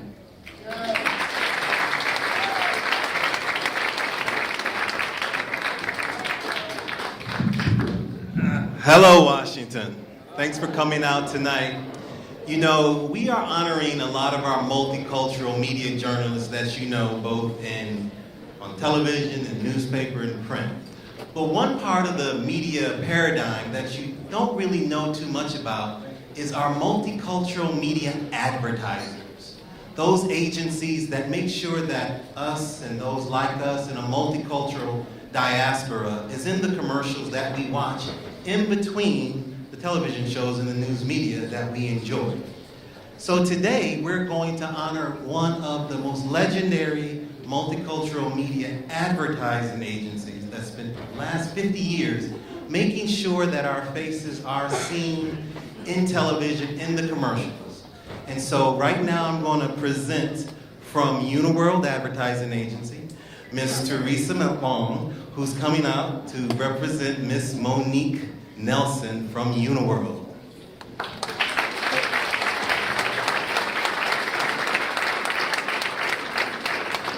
Monique and I go way back in that marketing arena, and I'm really happy to be here to share her and her efforts with you. Thank you so much. Thank you to the Multimedia Correspondence Dinner. On behalf of Uniworld Group and our entire, and on behalf of Monique Nelson and the Uniworld family, thank you so much for the work that you do. Today it is more important than ever that our story is told authentically. This landscape is changing, and you can see how difficult it is to really tell our story. Uniworld Group was founded in 1969 by advertising pioneer Byron Lewis. In 2012, Monique Nelson took the helm. Under her dynamic leadership, we now tell that story through a unicultural lens. We are requesting that you continue to tell our story as organically and authentically as you can, and we will continue to do the same. Thank you so much for your wonderful work, and I'm very proud to stand here and accept this award on behalf of the longest standing multicultural advertising agency in the country. So thank you so much.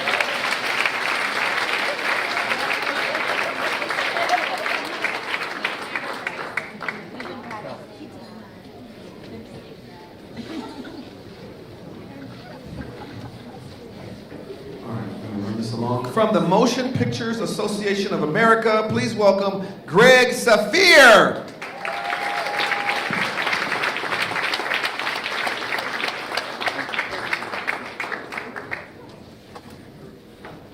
Hi, my name is Greg Safir with the Motion Picture Association of America, and I have the honor of building on Congressman Cardenas' comments about media ownership earlier, and have the pleasure of introducing the winner of this year's Media Ownership Award, one of the best filmmakers in the world, Robert Rodriguez.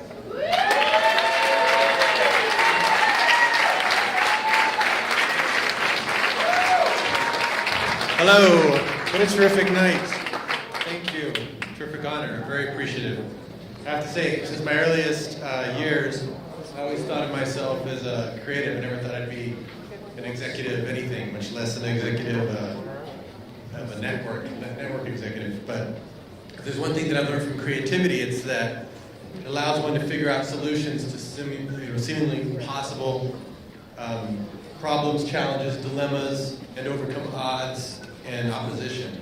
When I first started in the movie business 25 years ago with a movie called, my first film called El Mariachi,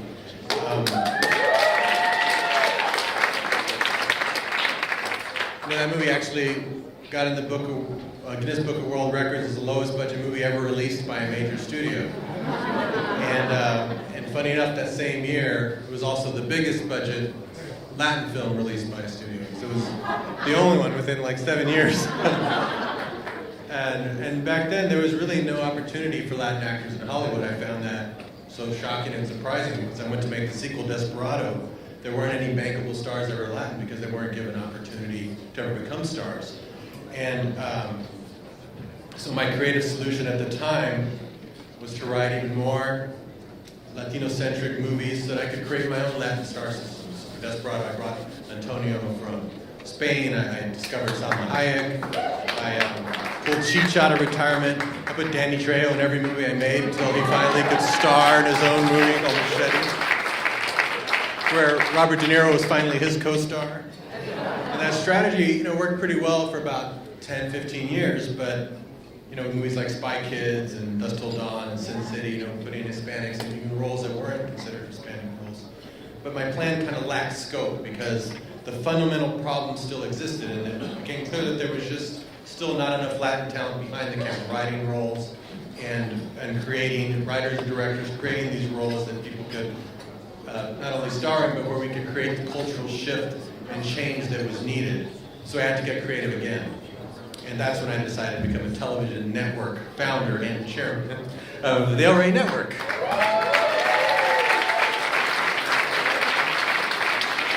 And to bring creativity to that job so that from the ground up we could build the channel the right way, where diverse filmmakers would be given a voice, cultivating the next generation of talent, young creatives who are writing their own scripts, telling their own stories, and leading the way for a new inclusive future in the media. Because that is correct, there's no way to create that cultural change without the authentic voices behind the storytelling, making that cultural change. Things will never change. There's still a long way to go, but I want to thank you for your support, constant support. Since I first came to DC with the idea of the El Rey Network, there's been nothing but support. And I'll take this as less as an award and more of a challenge to work harder, to inspire many more to do the same through the network. So with creativity, we can create the cultural change this country desperately needs.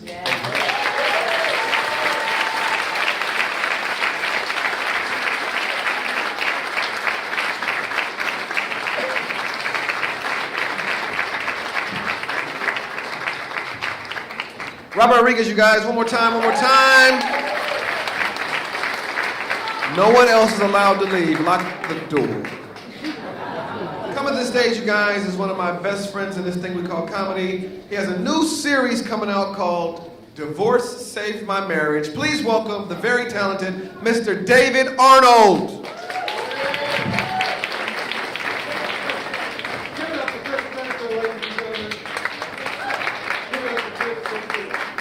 Give it up for Chris Spencer. Very funny. Hell, did you get this picture from? Jesus. All right.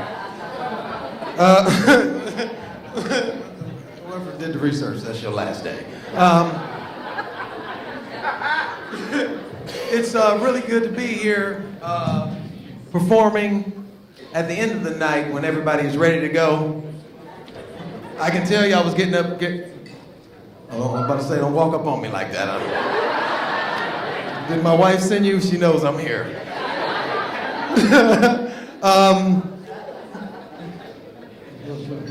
What you doing? Come on. You doing good? It's your last day too. You hear me?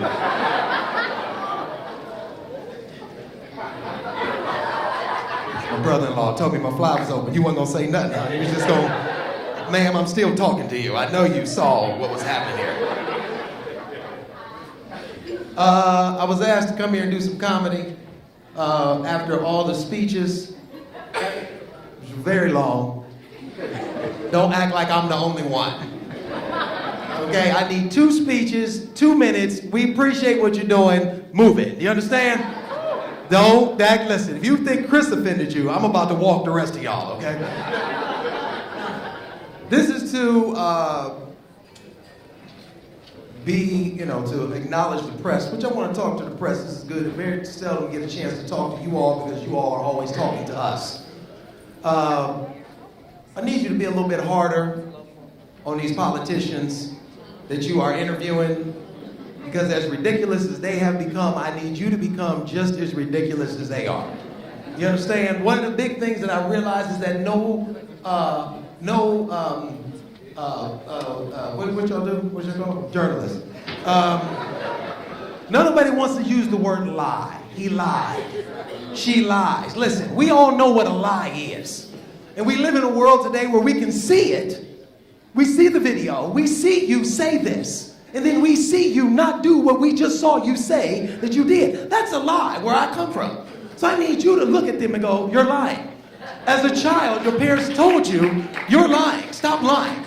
So now we don't say lie. They say everything but lie. The facts don't add up to the things that.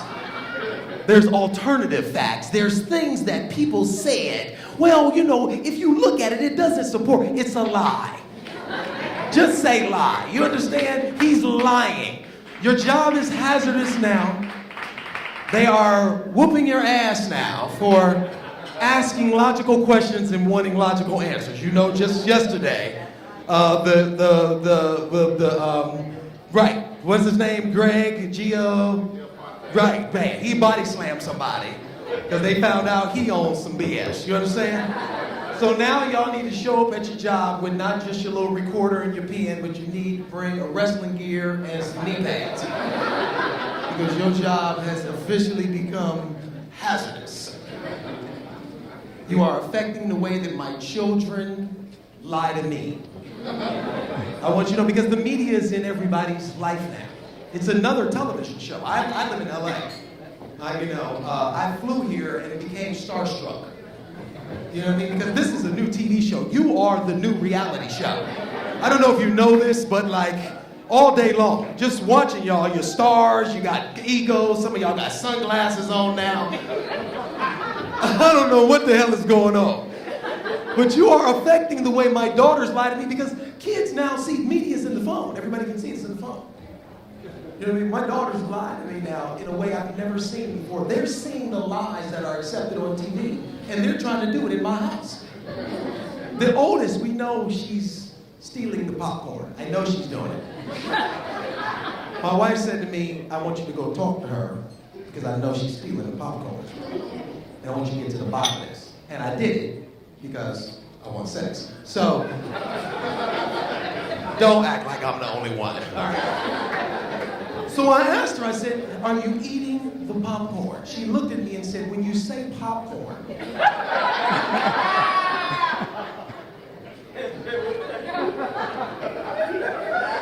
do you mean pre-popped or are we talking after? Because technically, did you see me eating the popcorn? Because what you're saying, the facts you're saying don't support.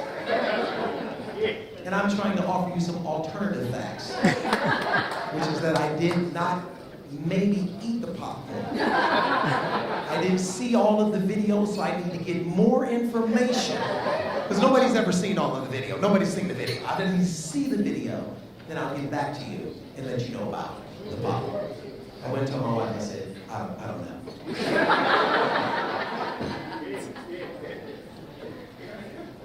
am not a suit person. This is very uncomfortable to me. I'm protesting by not pulling my tie all the way up.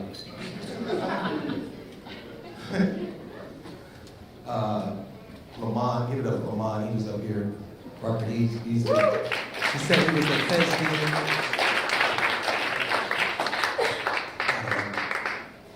I worked on Meet the Browns for Lamont. I wrote Meet the Browns for Tyler Perry. Lamont was one of the lead actors. Constantly had his shirt off for no reason. It's too much. I've never seen him with a shirt on. This is the most clothes I've ever seen him on. I'm crossing over. I've written a lot of television. I've written television for a long time. I wrote Real Husbands of Hollywood with Chris Spencer, who created that with Kevin Hart. Meet the Browns. No, don't clap. Don't clap. Don't clap. Don't do it. Y'all ain't been clapping all night. So there's people here who have invented fire. You didn't clap for them, so I know you're not. I know you don't give a damn about my show. So this here, I gotta be honest with you. Y'all the hardest group of people to impress. I'm not gonna lie to you. They had some very great people come up here who've accomplished great things, and most of you didn't clap. And I'm looking at you going, you've done none of this. You've done nothing. Some of you just got here because you knew somebody, and you didn't want to clap. Silence. This is the part in the comedian's life where you realize that the show's over. And I'm going to do my time to get my check. One of the people in the back asked me, he said, I'm a comedian, you know, because I'm in a business where your success is dictated by your notoriety. You know what I'm saying? When Chris introduced me, a lot of y'all didn't clap. I'm sorry. Because you're like, I never heard of him. I'm like, oh, never heard of you either. So we all in this just trying to figure out who the hell each other is. And I don't mind skepticism from you. I don't mind that. You know what I mean? Because you don't know how fantastic I am. It's the people that benefit from what I do that give me skepticism that I have a problem with. That's my wife, that one at the house, that's the one I got a problem with. She quick to go, everything's not a joke, David. And I looked at her and went, everything in this house says it is. What the hell are you talking about?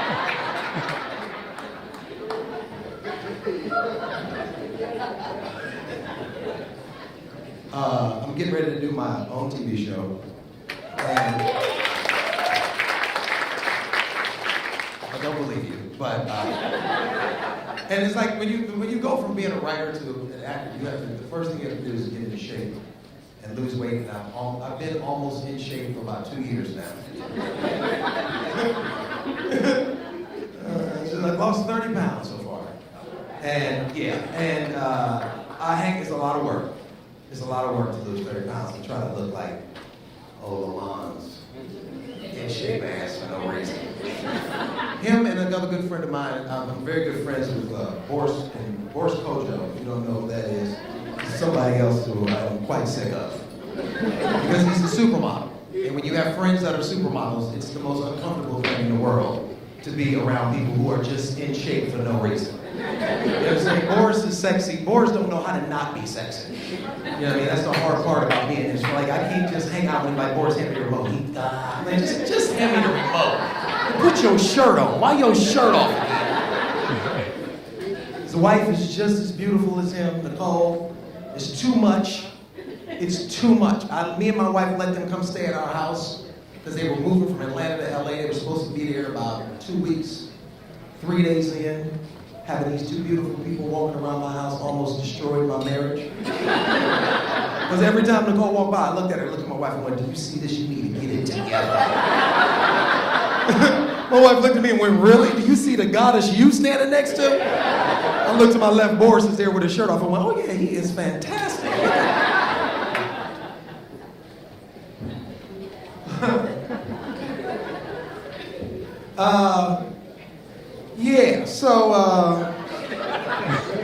This is probably the worst time I've ever had in my life. I ain't gonna lie to you. Right when you think things is working out in your career, they ask you to come up at the end of the night, put a picture up that's 10 years old, and look at everybody, look at me like I owe you money. I don't like your attitude. Juan, where are you? Congratulations. I like this.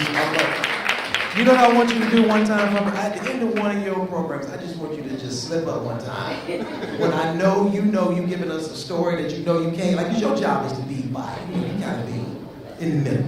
One time, I just want you to end it and go, I know that was some bullshit. I just want you to do it one time. That's all I want you to do. Just one time, I want you to look in the camera for all of us and go, listen, I know this is bullshit, but they put it in the teleprompter, I gotta say it. You're at Fox, some openings over there.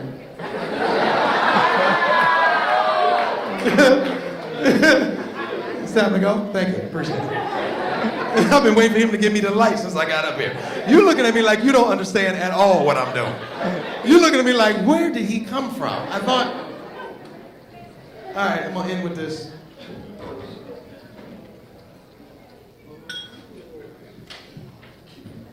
Did I tell you about lying in the media? Did I go through that, Joe? Did I tell you about my daughter lying about the popcorn? Did I go through that? I just want to make sure. Oh, the spin doctors. Okay, listen. Stop. Okay, Kellyanne, Jeffrey Lord, all of y'all spinning and lying. We know what the truth is, and I need Angela Rye. Angela Rye gonna choke somebody out on TV before it's over. That's what I'm waiting for. I'm waiting for one of these black women who have had enough to reach over and snatch that wig off of somebody's head. That's what I'm waiting for. We don't want to spin doctors. I just need you to tell the truth. I was sitting there thinking, I'm not a political comedian. I don't do politics. I watch it all day, and I think that, watching it on the news is, it's a show. It really is. It's very entertaining. And you guys are really good at what you do. I wanted to be a journalist, but I graduated from high school with a 1.8. Matter of fact, I don't even know if I graduated. I just left with the people I came with. 4 years later, they start walking out. I was like, oh, we leaving? Okay. I have no idea what the hell I'm doing. So I knew it wasn't for me. Any job, I'm not a job person. And to be a journalist is a real job. It's a job that is to be respected and very much needed. I have never kept a job other than this for longer than 90 days. I've been fired from everything I've ever done. I've never put in a 2-week notice. I don't even know what that feels like. But I know what this means. Can we talk to you for a second? And they hit you with them 2 fingers. Pack your little cubby hole, turn in your little name tag, because this your last goddamn day. I was caught stealing at one of my jobs. Don't act like I'm the only one. And they called me in the back, and it was on the 89th day, which was the day before you normally get the insurance. And I had a swollen ankle, so I was trying to make it. But I knew they had caught me. And they said, did you steal the EKG machine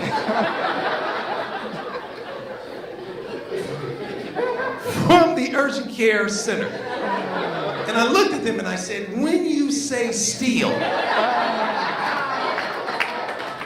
because I don't know, I didn't see the whole tape.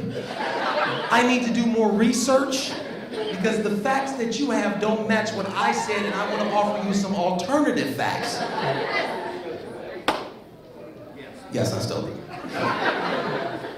Get your ass out.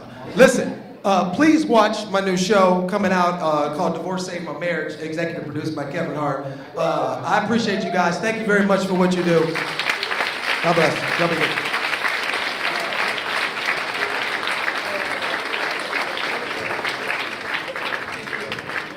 Gentlemen, Mr. David Arnold. I gotta say though, thanks for the vote. This night is not about you, it's about the journalists. So let me bring up the next award, and I'm gonna speed along.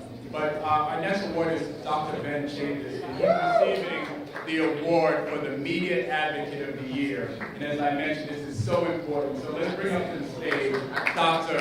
Chambers.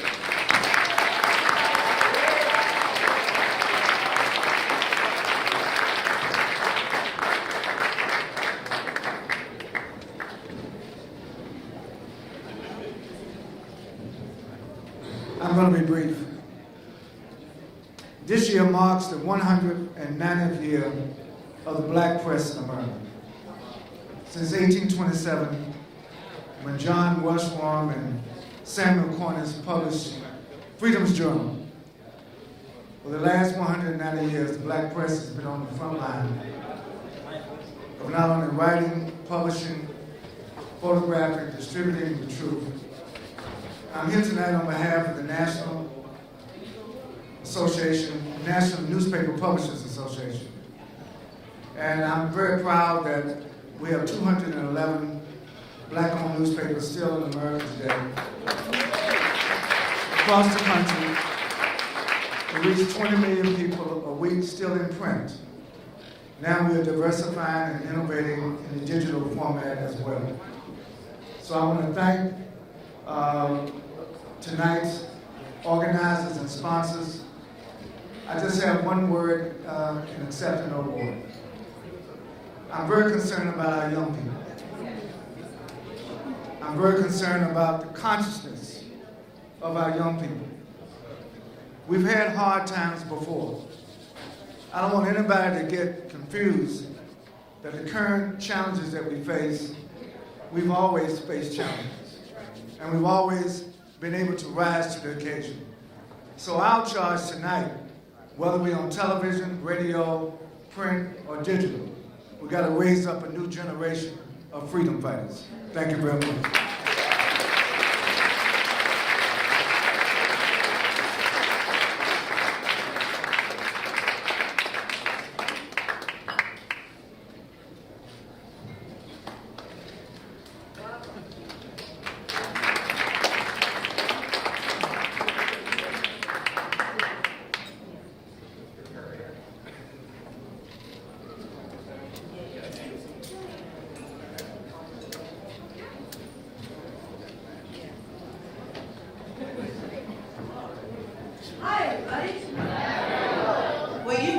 remember me from last year. And in case you don't, I'm María de Guadalupe Blanquita Delvina Walsh Donna La Segunda. A sus órdenes. And I'm back, so thrilled, because I got a call from my friend Danny Vargas, and he said to me, you know, Brass and David, they'd like you to come over here and present the award to someone you may know, a friend, I think, Joe Madison, for the radio, for this great champion of radio. I said, okay, I'm buying a ticket. I came in here from Texas, did the old thing with the higher the hair, the closer to God. You know the story. And I have to tell you, with all the people that you are going to hear from, you're going to hear from the real deal. I think Joe Madison, I met him over 20-something years ago when I was president of the National Association of Radio Talk Shows. And they said, want you to meet this guy. You know, he's been the Talkers 100 a lot. He started off with, golly, I guess WRC, went to WOL, he's been at Infinity, he's been Sirius, he's done it all. But you know what I remember the first time I saw him? He's got a lovely family, he and his wife Sharon, I think all the gang are here. The thing I noticed is, he's a little hefty, okay? The next time I saw him, he looked gaunt. I said, Joe, what happened? And he said, well, I was in Sudan. And when they wouldn't eat, because they couldn't eat, because they were starving and poor, I wasn't going to eat. And he didn't.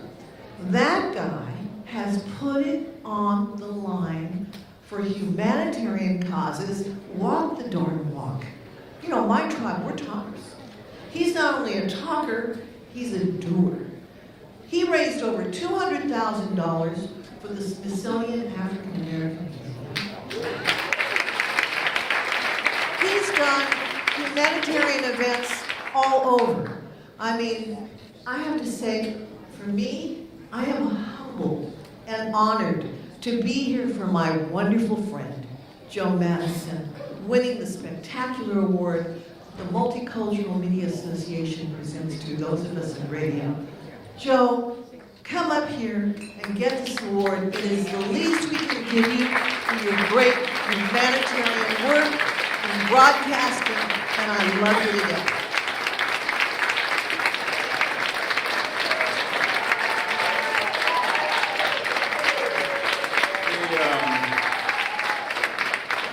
You may have seen me kind of fluttering around here, a little disturbed about where I'm sitting and where the family is sitting. And for the comedian who pointed up there to C-SPAN, no, that's Madison's span up there. We worked it out. We worked it out. I was never offered so many seats in one dinner in my life when I was here. But I'm just going to say to you, often these awards lack something. And that's the names of the people who make it possible for you to even get the awards. And so since they were notified as being C-SPAN, let me introduce every last one of these individuals at that table are my SiriusXM family. And every last one of those people at the table are award winners themselves, including the 10-year-old son, E-Jazz, who did pretty good at lacrosse this time. Manisha Madison Weaver, my daughter, Shauna Odor Collins, and all of them are in the media, all of them, E-Jazz, of course, Adele Coleman. Is she still with us here? Adele had to leave, and Nick Diatano, he is our engineer, and Bart Taylor, he does our promos that you hear on SiriusXM, and then Mandy Sullivan keeps, well, she keeps Nick happy. And then, of course, the one person that I always have this pleasure of introducing is my executive producer, who happens to be my wife. And I will always say this wherever I am. I've been to South Sudan. We've been to South Sudan together when we've had guns pulled on us in the middle of the bush. We didn't know exactly how it would end up. We've been to Haiti a few days after the earthquake. We have been to New Orleans when there was Katrina. She stayed up with me for 52 hours to raise $200,000 for the African American Museum. But with all of that, Dave, I would tell you this, and I mean this sincerely. If I, and I say this all the time, if I should die and get to heaven and St. Peter says, you're good to come in. You got an award from a great organization. You've done some magnificent things.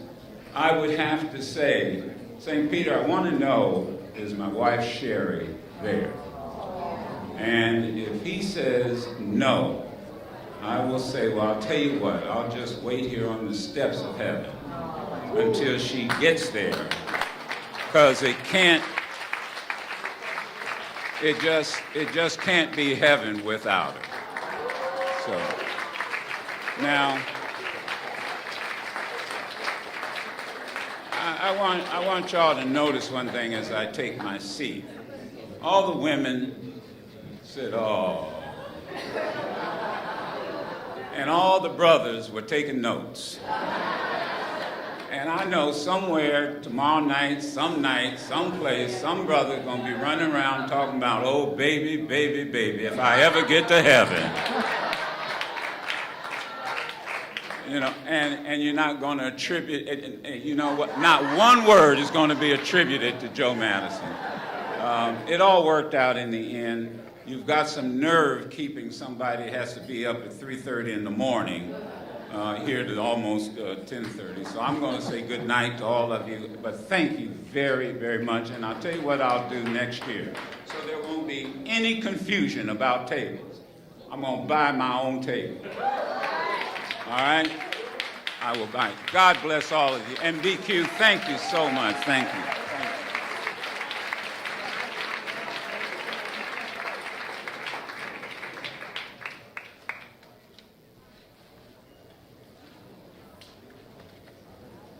Thank you, Mr. Madison. That's why you're one of my role models. Just to move through, I want to present the next award category, and it's for 2 categories in the new media digital space.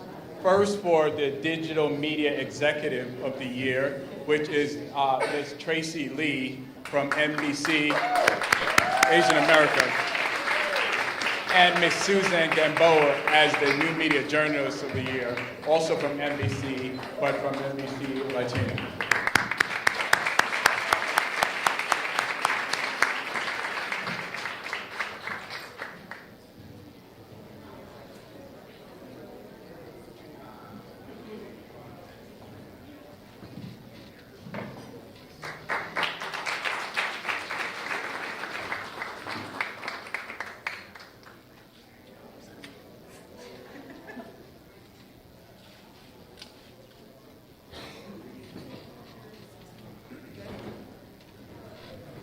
Very quickly. I will keep it brief because I was finishing my coffee and I'm sure many of you are as well. Thank you so much to Vote It Loud for this really cool award. And really, one of the things I learned the most from working in the space that we do is at the end of the day, it's not about me. And if you ask my team of 2 people sitting over there, they'll tell you that I spend most days sitting in the corner just freaking out about what we could be doing more to represent. NBC Asian America is the only national news source at all for Asian and Pacific American voices, for news, for our stories. And so we try our best at NBC Asian America, to tell the stories that you don't get told in your history books. I grew up watching the news to learn about America, but it wasn't the America that was surrounding me. It wasn't a diverse America. And so I'm doing the best that I can at NBC Asian America to change that. And I really, just to wrap up and be brief here, I just want to challenge everyone to, whether you are waking up and going into newsrooms tomorrow or talking to editors or whatever situation it is you're walking into life, I just want to challenge you to not just ask for a seat at the table anymore, but to demand that your voices be heard and that your ideas be included and your thoughts and perspectives be given the same weight and value as the mediocre white men sitting across the table from you. Because diversity means nothing without inclusion. And it's too easy these days for our faces and our names to be used to fill some sort of quota, but to have our voices be silenced. So just use your voice, challenge everyone to accept what you're saying as truth, and just keep doing what you're doing.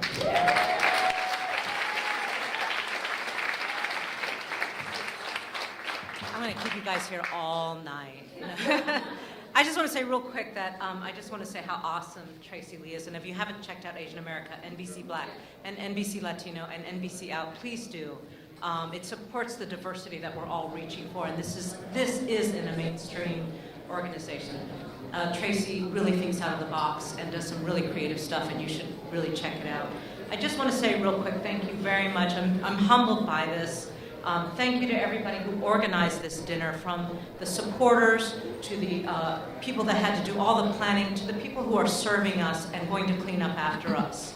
I want to say thank you. Yeah, give them all a hand, because that's hard work and they get paid a lot less than we do.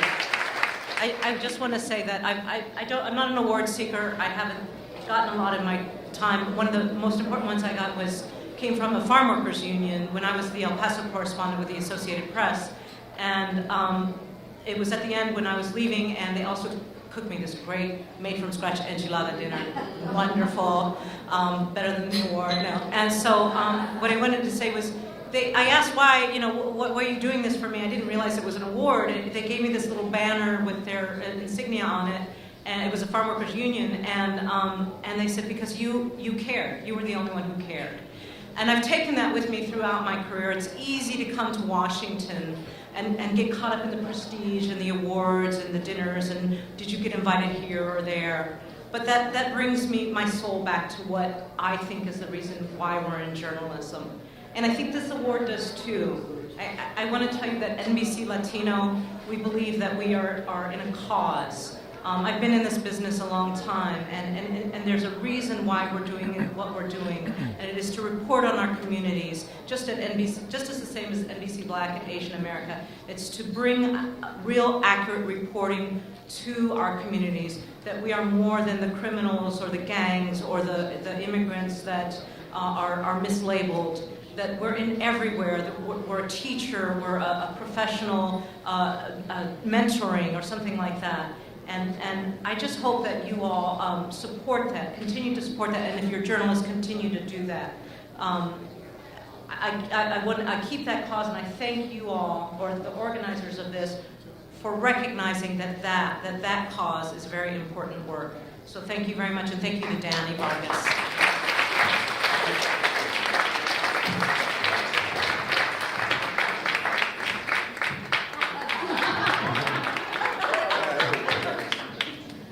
Thank you, ladies. Thank you, ladies, very much. Speaking of, please welcome to the stage from Varcom Communications, Mr. Danny Vargas, to present the award for New Media Print. Clap like there's at least 100,000 more people in here.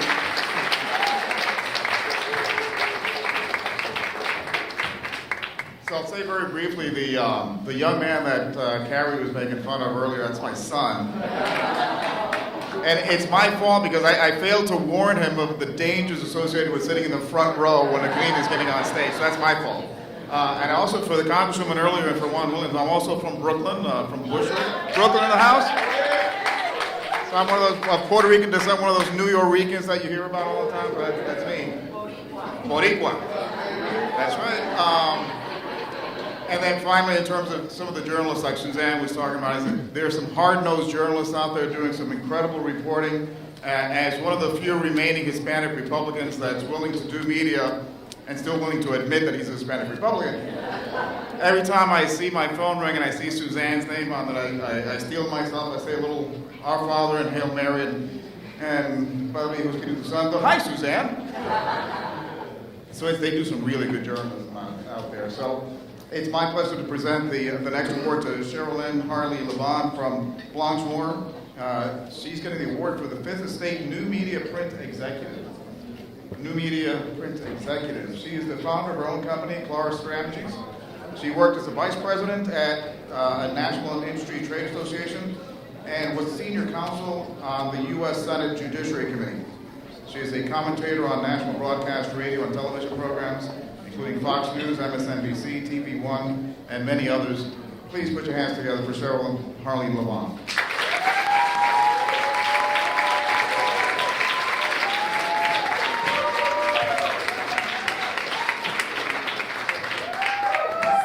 So, not that many people are left, so that means I need to make this very brief. So it's an honor to receive the New Media Print Award tonight. I thank everyone who's made it possible. Aaron, who's sitting in the back, my old friend David, and as the woman who just thanked all the servers and everybody here this evening. Since one of the reasons I'm being honored is for my social media activity, I promise you I'm going to keep this to like 140 characters or less, I promise. Since we are here at the Multicultural Media Correspondents Dinner, I do want to say a couple words about diversity. Diversity is critical in today's environment. I know it's the hot word to use, but it really is critical. We should strive not only for a diversity of backgrounds, but also diversity of thought and ideologies. Because diversity is really more than just a concept. It's a necessary moral architecture for a changing world. So thank you and good night.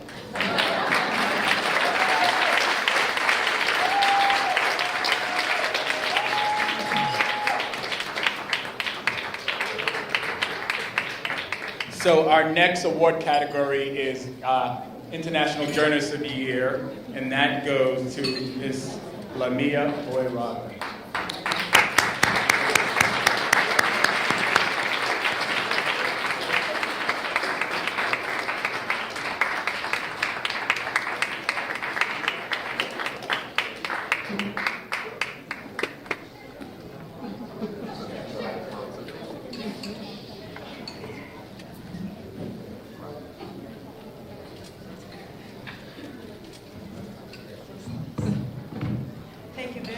going to be very brief. I have to thank, first of all,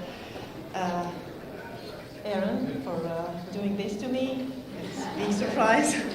And I want to thank also my parents for raising me as courageous, maybe, and my sons for being my hope. And I thank God for being here in the United States, that is the house of diversity. So we are from different places, from different countries, but we are all Americans, and we are the treasure of this country, because we bring our cultures, our everything, our backgrounds, our whatever, our religions, and tonight we are celebrating our diversity that unites us and makes us stronger. Thank you very much. And I also want to thank my supervisor who is here with me, Daniel Nassif from MBN, and who really encouraged me, and thanks to him, I am here. Thank you very much, everybody.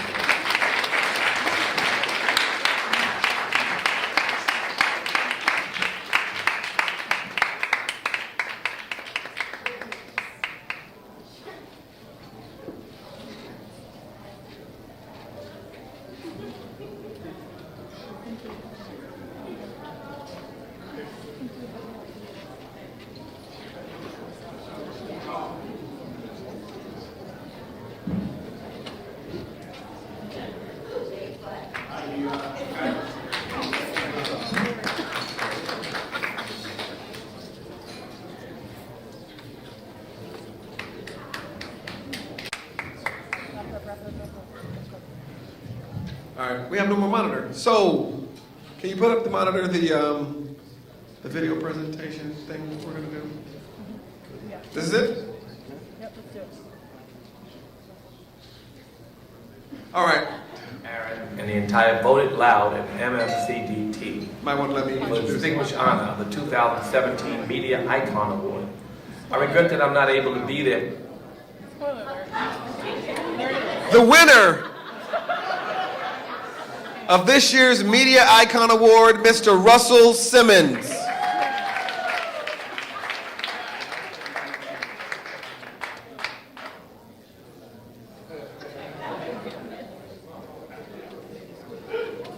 Grateful for the tireless work you're doing.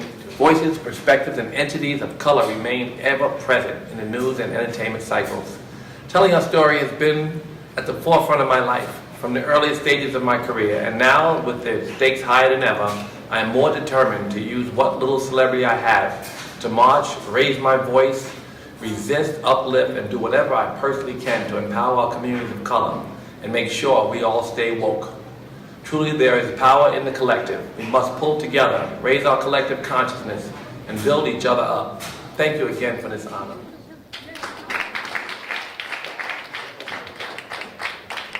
Stay Woke has 2 meetings this evening.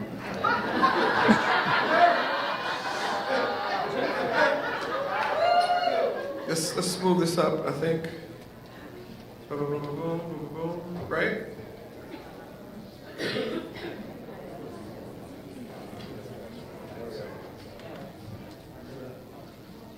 Yeah. We're gonna take a commercial break. Because I believe we kind of had to do we had to call a couple audibles. Some people had to leave. So, I'm not sure what's in the monitor is what's next.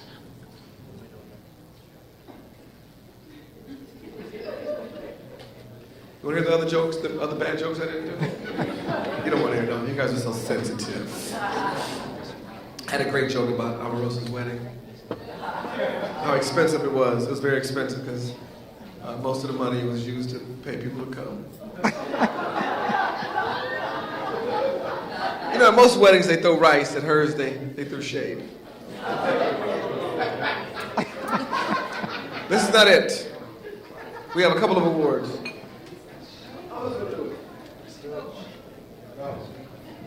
The winner of National Media Correspondent of the Year, Suzanne Malveaux.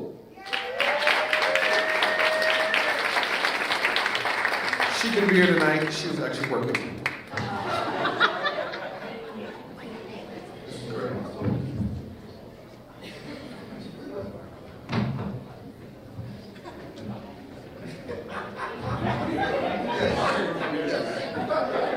Let's bring Aaron to the stage as well. Chris, that part wasn't scared. It's not part of the thing. Honestly, you guys didn't think it was funny. But really what I wanted to do is thank you all for coming out and to make sure you guys understand the importance. For me, it was way more important to hear the members and the journalists and the comedians. And I hope you guys got it. I hope you understand. And I made the audibles because I refuse to cut off our journalists who work so hard and spend so much time doing what they do, from sharing their voice. And whoever sort of didn't have it, you can all put that in there. Thank you all for coming out. We will have an after party, and we absolutely will make this a signature event that we do every year. I thank you all for coming, and all have a good night.